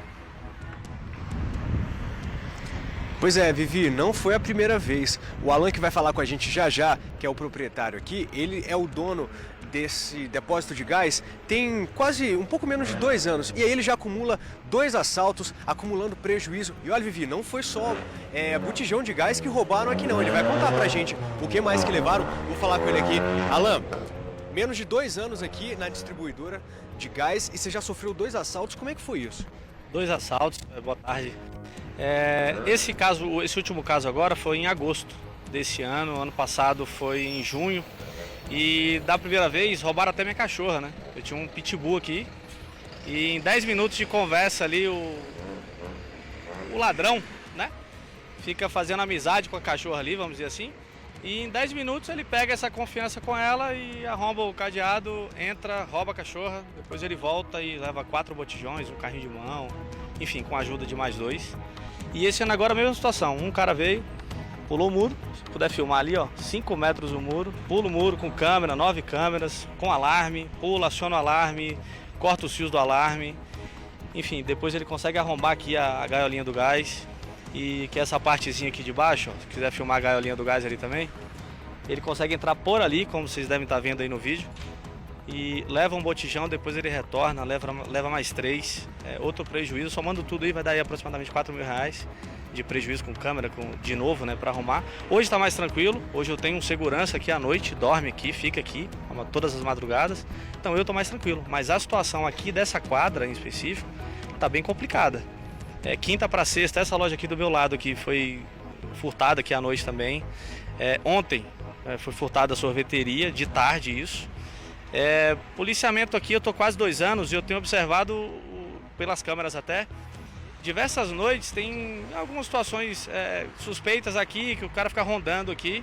E aí pelas câmeras a gente observa, o cara é suspeito, o cara tá com atitude suspeita. Esse agora, por exemplo, ficou 40 minutos tentando arrombar o portão, 40 filmado. 40 minutos aqui, ele tenta serrar e não consegue, ele tenta quebrar e não consegue. Até que depois de 40 minutos ele consegue ter acesso. Nesses 40 minutos, no meio da madrugada, passa a viatura. E aí na hora que tá passando, ele finge que é uma pessoa, um morador de rua, deitado na porta, enfim, alguma situação assim, e a polícia não tá abordando. Então fica, além da minha reclamação, da tristeza por esses prejuízos, fica uma sugestão aí, policial, militar, que tá passando aqui na frente, ou seja, de qualquer lugar, tá vendo uma atitude suspeita, pare, aborde, porque isso vai inibir a ação, de fato. Infelizmente a gente está, eu não sei nem quem pedir ajuda, né? Se é o administrador, se é o governador, não sei realmente aonde a gente vai chegar aqui. E esse sentimento tá entre todos os comerciantes aqui, né? Vocês conversando, cada um tem uma história diferente. Todo mundo. Eu tô aqui há 1 ano e 9 meses, comprei aqui há 1 ano e 9 meses e são mais de 10 casos só aqui nessa quadra. Comigo são 2. Aqui do lado foi quinta para sexta, ontem foi a sorveteria, só nesse bloco aqui são 6 lojas, 6 empresas aqui diferentes. Todos já foram assaltados. Tinha o bordado aqui, que também saiu porque cansou de ser assaltado. Então tá bem complicado. Pois é, Vivi, os comerciantes aqui reclamando demais dessa situação, muito difícil para trabalhar, falta de segurança para eles mesmos, né? Assalto à luz do dia, arrombamento de noite, então uma situação bem complicada para os comerciantes aqui da QSB6 em Taguatinga Sul. Pois é, não fica fácil desse jeito, né? Trabalhar, imagina, a pessoa tá ali dando duro, de repente encontra aí um homem entrando nessa loja, levando aí os botijões de gás. A gente entrou em contato, nossa produção entrou em contato com a polícia para poder saber como é que anda o policiamento aí nessa região, uma resposta inclusive sobre esse caso específico. A gente ainda não teve essa resposta, o espaço continua aberto. Normalmente eles mandam essa resposta muito prontamente. Então, se vocês quiserem mandar essa resposta para a gente ainda ao longo do jornal, a gente tem esse bate-papo aqui até quase 2 da tarde. Fica o espaço aberto para a gente contar aí para os comerciantes, para os moradores dessa região, como anda o policiamento, viu? E também sobre esse caso específico. Ô Bruno, eu vou continuar aqui conversando com você agora, porque você vem trazer informações sobre um outro caso, que foi de uma mulher que foi rendida, ameaçada com uma faca durante um assalto, não é isso? O ladrão invadiu uma sorveteria, roubou o dinheiro do caixa, mas esse bandido foi flagrado pelas câmeras de segurança. Inclusive, ele aparece ali usando uma camisa de futebol. E quando tem câmera de segurança, normalmente é questão de tempo a polícia encontrar esses criminosos, né, Bruno? A gente vem mostrando aqui também ao longo do jornal casos que foram solucionados por conta desse equipamento que ajuda muito. Então eu já fico imaginando que gelada que esse homem se meteu, viu? Porque será que agora esse jogador vai ser rebaixado? Conta pra gente. Olha, Vivi, ele com camisa de futebol praticando crime, a câmera pegou, aí chama o VAR, né, pra achar esse indivíduo. Inclusive, como você falou, as câmeras de segurança têm sido um grande trunfo aí no trabalho da Polícia Militar aqui do Distrito Federal e também da Polícia Civil na resolução de crimes, né, porque é um forte indício que ajuda as forças de segurança a encontrarem esses bandidos. Como você falou, esse assalto ele aconteceu na última terça-feira nessa sorveteria que fica aqui a poucos metros, cerca de 15 metros desse depósito de gás onde a gente está. E agora a gente vai conversar com a Patrícia, que foi a moça que foi assaltada nesse crime, por esse criminoso, que ela gentilmente vai conversar com a gente aqui. Patrícia, conta um pouquinho pra gente como é que foi esse assalto, como é que aconteceu tudo. Então, ele estava passando, né, e viu que estava sozinha na loja e anunciou o assalto. Falou que se eu reagisse ia me furar e pegou todo o dinheiro do caixa. Como é que fica o sentimento depois de passar por uma experiência tão traumática dessa? Trauma. Medo, né? E assim, não é a primeira vez que tentam roubar a loja, assaltar. Com essa terceira vez que foi executada, né, com sucesso, mas teve 2 vezes que tentaram assaltar. E aí, você vê polícia rondando por aqui, questão de segurança, como é que é? É difícil, não passa. E aqui a avenida é muito parada, né? Então eles aproveitam para fazer a festa. E aí, como é que fica a questão do comércio aqui, os clientes? Você vê que às vezes o cliente deixa de frequentar o lugar por causa da violência, da insegurança, como é que é isso? O movimento diminuiu bastante por esse motivo, né? E aí, até agora ainda não conseguiram identificar esse suspeito. Como é que você tá? Você fica apreensiva dele retaliar, reagir a alguma coisa? Muito medo. Medo de voltar, de, sei lá, fazer o pior, viu que estava fácil, né? E muito medo, trauma. Qualquer pessoa que entra, eu não tô nem atendendo direito, porque medo, né? Fico morrendo de medo. Patrícia, obrigado então pela sua entrevista. Pois é, Vivi, esse sentimento que a Patrícia explicou aqui pra gente, ele é compartilhado entre quase todos os comerciantes e funcionários aqui da QSB6 em Taguatinga Sul, Vivi. Deixa eu confirmar, Bruno, mas os dois, eles registraram ocorrência? Olha, Vivi, vamos falar por partes. Primeiro o Alan, ele sofreu 2 assaltos. Ele estava conversando com a gente. No primeiro furto aqui, a distribuidora de gás, ele foi e registrou o boletim de ocorrência, sim. E nesse último agora, ele preferiu não registrar o boletim de ocorrência. No caso da sorveteria, foi registrado também outro boletim de ocorrência que a gente reforça, né? É uma recomendação da polícia, sempre que tiver um assalto, um furto, um roubo, fazer o boletim de ocorrência, porque isso também é uma ferramenta importantíssima para a Polícia Militar e Civil conseguirem mapear exatamente os pontos que estão tendo a maior reincidência de violência. Então fica essa recomendação, a gente repassa aqui essa orientação da Polícia Militar de, se você for assaltado, presenciar um roubo, um furto, vai e faça o boletim de ocorrência, porque isso também ajuda a reforçar então o policiamento nas áreas onde esse tipo de crime está sendo mais reincidente. Até fiz questão de perguntar sobre isso, porque, como você explicou, a polícia ela fica ali mapeando onde que está tendo maior número de ocorrências para poder mandar também um policiamento mais ostensivo para a região. Então, é o primeiro caso que você trouxe, né? Que é a segunda vez que ele sofreu ali um furto. Ele realmente é importante que faça agora essa ocorrência, até para a gente também poder cobrar ele da polícia, né? Olha, como é que está sendo feita a investigação, para ajudar, porque a gente viu ali que tem câmeras de segurança, isso ajuda a polícia a identificar esse criminoso para que ele realmente pare de agir nessa região aí, que a gente garanta um pouquinho mais de segurança para a população. Obrigada, Bruno. Um beijo para você. Agora, vamos acionar aqui de novo o repórter Maicon Leão. Ele acompanha as investigações de um acidente em um clube de tiro que acabou matando um praticante do esporte. Isso foi em Planaltina. O Diego dos Santos Ribeiro, que a gente vê aí nas imagens, baleando ali e caindo. Ele tinha 36 anos, acabou sendo morto por um tiro que ele mesmo deu.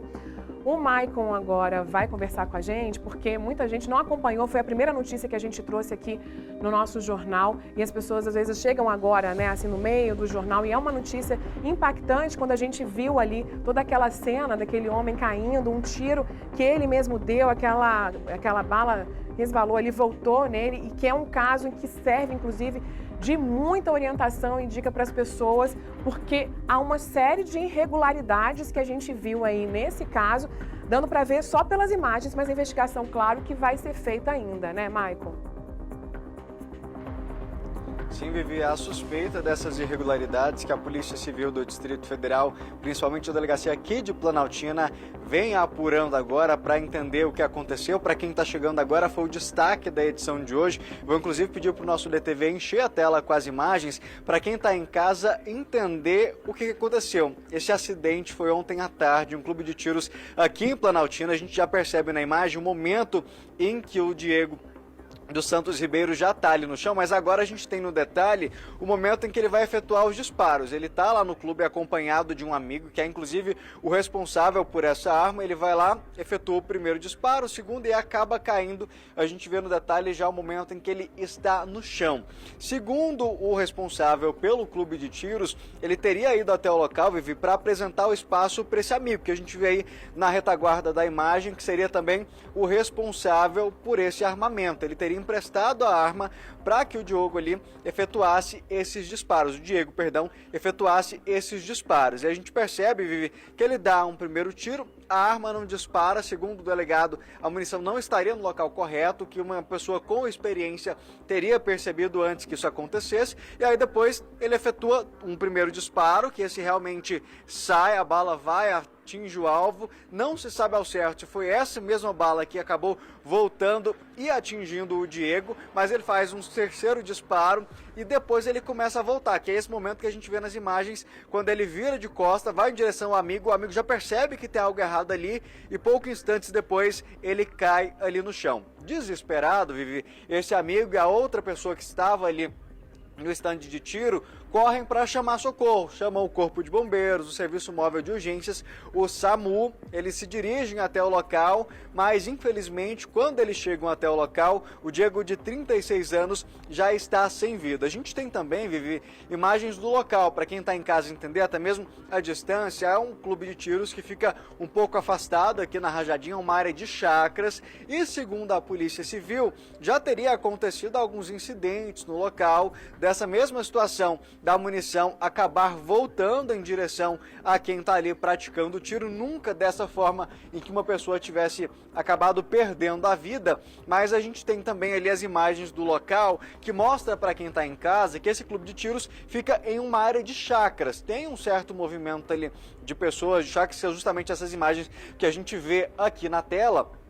gravadas pelo Rogério Silva agora há pouco, esse clube, Vivi, para quem está chegando em casa agora, ele foi temporariamente interditado ali pelo Exército, que é quem regulamenta essas atividades, tanto com a arma de fogo quanto com o espaço, porque o local deveria seguir alguns critérios. A gente tem, inclusive, sendo apurado aqui por essa delegacia em que nós estamos em Planaltina, a suspeita de que lá no local já teria acontecido de disparos efetuados dentro desse clube que a gente vê nas imagens, sendo, na verdade, esses projéteis indo parar dentro de outras chácaras ali na região. A gente vê pelas imagens do drone esse espaço aí, essa pista, que é uma área para você fazer um tiro com uma distância maior. Tem ao lado ali, ao lado esquerdo da tela, na verdade do lado direito da tela, uma parte mais fechadinha, que é justamente o local em que esse tiro aconteceu, que seria um espaço para tiros de curta distância. Mas conversando com o delegado, Vivi, a orientação era que esse disparo, mesmo a curta distância, fosse feito no mínimo a 10 metros de distância. E uma perícia preliminar, ainda não é o laudo definitivo, apontou que esse disparo teria acontecido a cerca de 7 metros do alvo. Outro ponto que é, claro, considerado ali pela investigação é o porquê que o Diego não estava usando ali na hora o colete à prova de balas, já que é uma determinação, uma recomendação para que em espaços como esse a pessoa esteja ali com equipamentos de proteção, que seria, por exemplo, o colete. A polícia disse que existe ali indícios de que ele estaria com abafador, que é aquele fone que protege o ouvido, e também óculos. Mas esses elementos ainda estão sendo apurados pela Polícia Civil para entender ao certo a dinâmica ali no local. As imagens, Vivi, desse momento ali do disparo e quando ele é atingido, já deixam claro para a polícia de que sim, foi um acidente essa situação.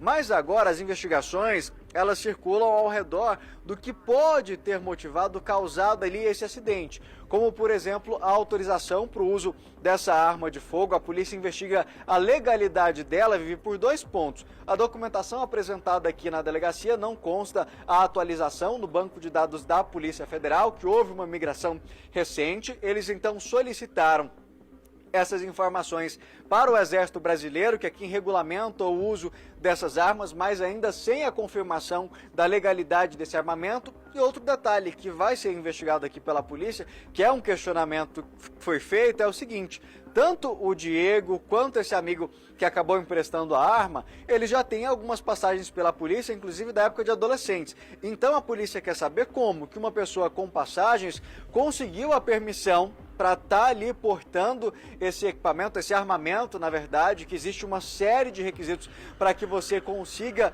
tirar ali o registro. O Diego, no caso, ele era CAC, que é o caçador, atirador, colecionador. Ele tinha sim essa autorização, era filiado ao clube de tiros, essa parte da documentação estava ok, mas a polícia quer saber agora como que ele conseguiu retirar esses documentos, ter autorização para portar a arma, mesmo já tendo essas passagens ali pela polícia. Esse questionamento foi apresentado pelo delegado no início do jornal hoje, Vivi, então é uma linha que ela segue sendo apurada, e também as responsabilidades do clube de tiros ali, da situação do local, já que existe uma série de requisitos também que devem ser cumpridos, como o local, a pessoa deve estar sempre ali ao praticar o tiro acompanhado por um instrutor. O que as imagens mostram até agora, essa informação ainda está sendo confirmada pela polícia, é que no momento eles estavam sem ninguém ali do clube acompanhando esses disparos. Caso seja comprovada ali a responsabilidade tanto do amigo quanto dos responsáveis pelo clube, Vivi, eles podem responder por homicídio culposo, que é quando não há intenção, mas que acabaram deixando brechas para que essa situação acontecesse, Vivi. O Michael, te confesso que eu me perdi aqui em quantos pontos você trouxe de irregularidades envolvendo esse caso. Inclusive, o delegado conversou aí no início do jornal com a gente, você trouxe esse ponto que ele tinha ali, né, o registro, mas 2 pessoas que tinham passagem pela polícia também poderiam estar frequentando um lugar como esse, praticando tiro e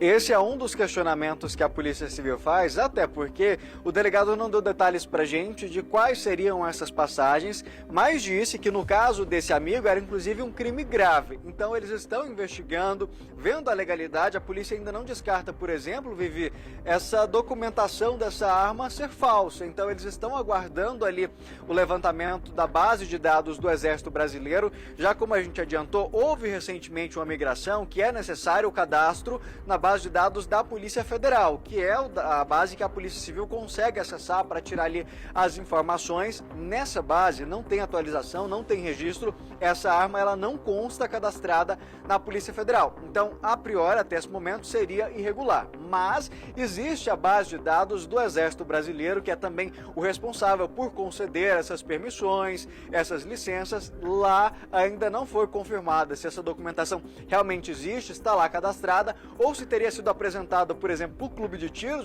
uma documentação falsa. Então, tudo isso segue sendo apurado pela Polícia Civil, são suspeitas levantadas justamente por conta desse passado. Aí ele não está falando de um crime cometido no mês passado, há alguns meses. Segundo o delegado, são registros desde a adolescência dos dois, viu? É uma investigação longa aí, nesse caso a gente vai acompanhando também. Obrigada, Maicon, pelas informações. E olha, é preocupante o número de casos de feminicídio aqui no Distrito Federal. A gente vem falando tanto sobre isso.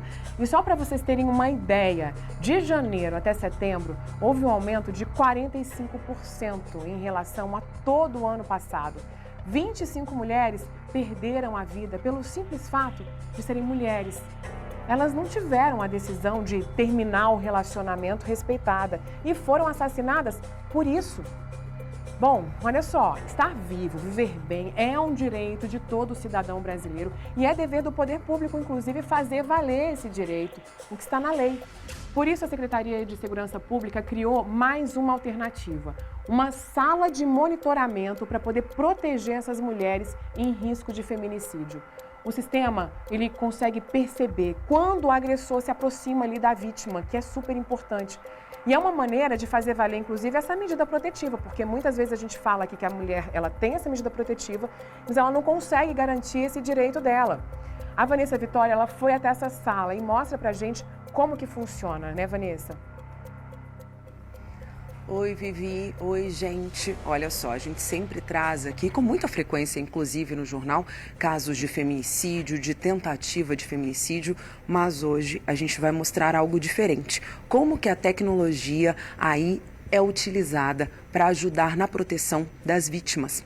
E quem está comigo hoje é o Alexandre Paturi, que é o secretário executivo aqui da Secretaria de Segurança Pública. Ele vai falar para a gente, porque olha só, tem vários monitores aqui, as telas, a gente está vendo o plano piloto, a região central de Brasília, mas isso também acontece com homens que estão sendo monitorados, aqueles ali que têm tornozeleira eletrônica e as mulheres, as ex-companheiras, têm algum tipo de medida protetiva contra eles. Ele vai explicar como é que funciona, inclusive, boa tarde, né, secretário?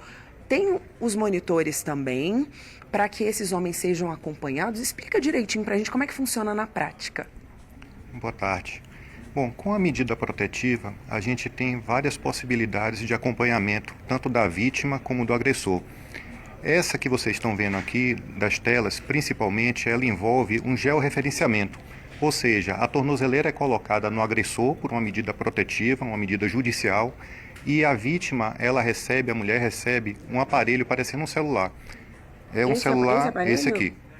E esse celular ele tem uma função exclusiva. Quando ela aperta o botão do pânico, estou apertando aqui, imediatamente começa a gravar, abre o áudio.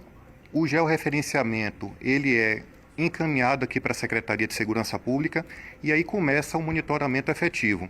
Agora é importante frisar que não funciona só quando ela aperta o botão. Principalmente com esse dispositivo de monitoramento, onde tem a tornozeleira no agressor, a gente consegue visualizar se ele vai invadir o perímetro. Ou seja, se tem um perímetro de 1, 2 quilômetros e ele cruza esse perímetro, imediatamente soa um alarme aqui. A tornozeleira dele também vibra, a vítima é informada, então esses três atores eles começam a atuar no processo. Imediatamente a gente entra em contato com a vítima e com o agressor. Se ele não retrair, se ele não voltar, se ele não se afastar, uma viatura é encaminhada para poder abordar o agressor e uma viatura encaminhada para poder proteger a vítima. Olha só, gente, essa sala fica aqui na Secretaria de Segurança Pública, inclusive é uma sala sigilosa.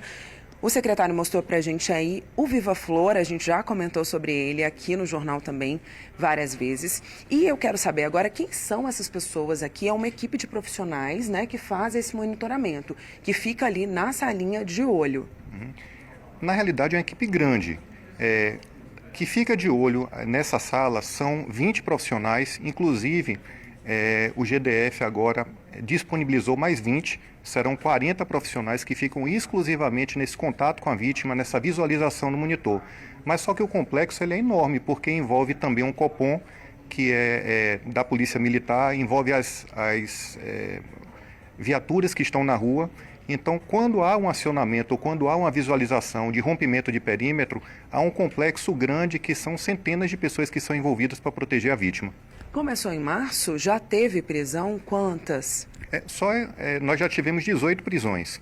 Agora, os acionamentos, a quantidade é enorme. A gente teve até o dia 12, 1.289 acionamentos do botão do pânico, né, e violação de perímetro. Só para ter uma ideia, nós já tivemos 42 mil notificações de violação de perímetro desde que o sistema começou em 2021. Agora é importante frisar que a violação de perímetro às vezes não é dolosa, ela não é intencional. Por exemplo, o monitorado está no ônibus e cruzou com uma área onde a vítima, por exemplo, está no shopping. Então, nós somos alertados aqui, mas o próprio sistema ele também é inteligente, ele consegue visualizar a velocidade que está o agressor, se ele está se afastando, se essa duração de violação ela foi curta ou foi longa, e a partir daí essas pessoas que estão lá na sala de monitoramento acionam a polícia para ver ou não se vai abordar o agressor. Olhem só, já tem trazido resultados aí, resultados práticos, mas a gente sabe que o feminicídio aí, que as tentativas e a violência contra a mulher de uma maneira geral é algo aí social também. É claro que tem a tecnologia a favor, é claro que tem o trabalho da Secretaria de Segurança Pública, de todas as forças de segurança, mas também tem campanha, né, secretário, para que as pessoas se conscientizem, para que tenha uma conscientização generalizada até mesmo da população, de quem não é vítima, mas está perto de uma vítima, conhece alguma vítima. Olha, essa é a parte mais importante. Se você disser, vocês estão atuando, nós estamos efetivamente atuando. Dos 25 casos que tivemos de feminicídio aqui no DF, 22 agressores estão presos e 3 estão mortos. Mas não é isso não é suficiente. O que a gente quer é efetivamente que o crime não aconteça. Só que para o crime não acontecer, principalmente um crime onde a sua maioria ocorre dentro das casas, onde a sua maioria ocorre com armas brancas, onde muitas vezes há a conivência dos vizinhos que não denunciam. A gente chegou a ouvir casos de vizinho que disse, olha, eu vi ela gritando, mas eu fui dormir que eu não quis interferir. Lá lembra daquele lema de marido e mulher? Então, meta a colher. Mete mesmo. Meta a colher. E aí nós começamos com a campanha Não ao Covarde. Não ao Covarde. Que diz o seguinte, eu não tenho amigos que batem mulher. Eu não tenho amigos covardes que agridem mulheres. Eu não aceito. Não aceite. Todos nós somos responsáveis. Está inclusive na Constituição que diz que segurança pública é dever do Estado, mas é responsabilidade de todos. Se você, amigo, pai, mãe, filho, você está vendo uma agressão e você compactua com a agressão, eu poderia dizer, infelizmente, que você também é um covarde. Porque mulheres estão morrendo, nós estamos tentando, mas a responsabilidade é de todos. Nós precisamos da ajuda. Nós não vamos conseguir se vocês não participarem também da campanha. Secretário, muito obrigada, viu, pela sua participação. Parabéns aí pelo trabalho de monitoramento. Eu vou pegar o gancho aqui, meta a colher sim. Essa semana, na semana passada, a gente mostrou aí, foi nessa semana ainda, o caso de uma mulher que teve a casa incendiada lá em Santa Maria. Os vizinhos meteram a colher mesmo, foram lá, salvaram ela, pediram para que ela fizesse a denúncia, porque essa mulher também que está em um ciclo de violência, muitas vezes ela não tem força para sair. A gente mostrou o apego afetivo daquela mulher que sequer queria denunciar o homem agressor. Então essa mulher precisa de apoio e esse apoio vem, como o Paturi falou, vem de você que está perto, vem de você que vai dizer para essa mulher para dizer não, vem de você que vai ajudar essa mulher a fazer essa denúncia. Então, essa rede de apoio é fundamental. E é essa rede de apoio que vai fazer com que esses casos de violência doméstica, violência contra a mulher, esses monitorados, cheguem até aqui a Secretaria de Segurança Pública e aí sim eles sejam monitorados. Quando há o silêncio, a mulher muitas vezes morre e aí ninguém pode salvá-la. Eu volto com você, Vivi. Super importante a gente mostrar como é que está sendo feito esse monitoramento, a ação também do governo e essa campanha para poder envolver todo mundo para a gente não precisar falar mais aqui sobre feminicídio. Em vez de uma pesquisa apontou que as mulheres elas dormem mais do que os homens, só que eles dormem com mais qualidade do que elas. Vamos ver na reportagem de Kátia Gomes algumas dicas para evitar a insônia. Apesar de dormirem, em média, cerca de 12 minutos a mais do que os homens, a qualidade do sono das mulheres é pior. A informação é do Instituto do Sono. Segundo pesquisadores, essa piora está relacionada à sobrecarga de tarefas, como atividades profissionais e cuidados com a família. Sono fragmentado, insônia, sono insuficiente, má percepção de sono e apneia do sono estão entre os problemas mais comuns para as mulheres. Parte desses distúrbios é causada por mudanças hormonais que ocorrem na adolescência, nos ciclos menstruais, na gestação e na menopausa.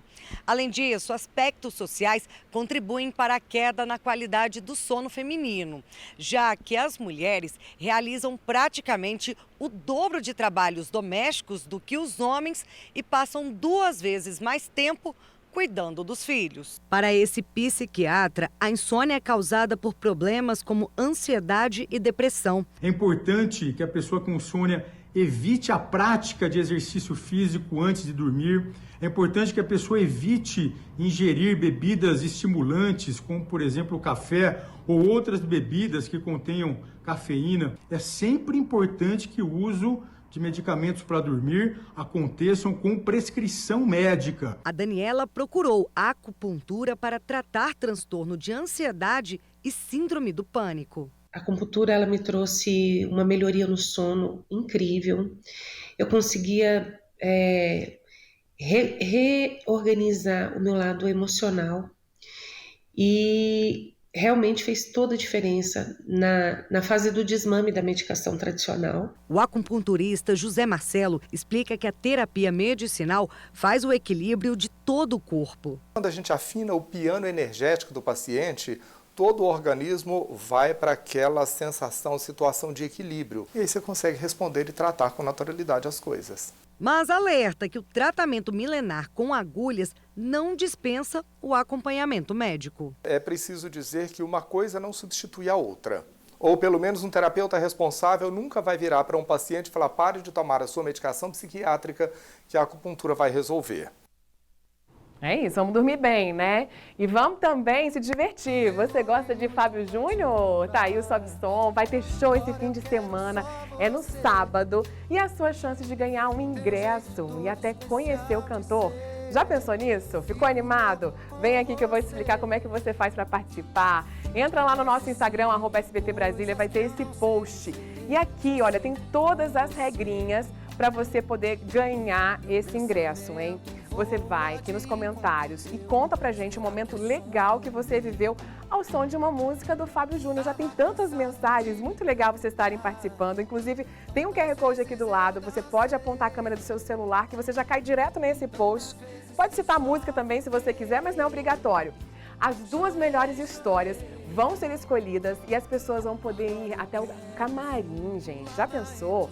Vão até o camarim tirar foto com o Fábio Júnior. Também vão poder levar um acompanhante para o show. O acompanhante vai só para o show. A pessoa que escreveu a mensagem vai até o camarim. E são 2 pessoas que vão ser sorteadas. Então, corre lá, participa. Vale até às 10 horas da manhã de amanhã, porque depois a gente vai selecionar essas histórias e vai trazer o resultado para você aqui durante o jornal nessa sexta-feira, porque o show já é sábado, né, gente? O show é sábado às 10 da noite. Corre, participa, tô adorando ler as mensagens de vocês. E tô adorando a companhia também. Um beijo, uma ótima tarde, espero vocês amanhã. Tchau, tchau. Fique agora com o SBT Esporte Brasília.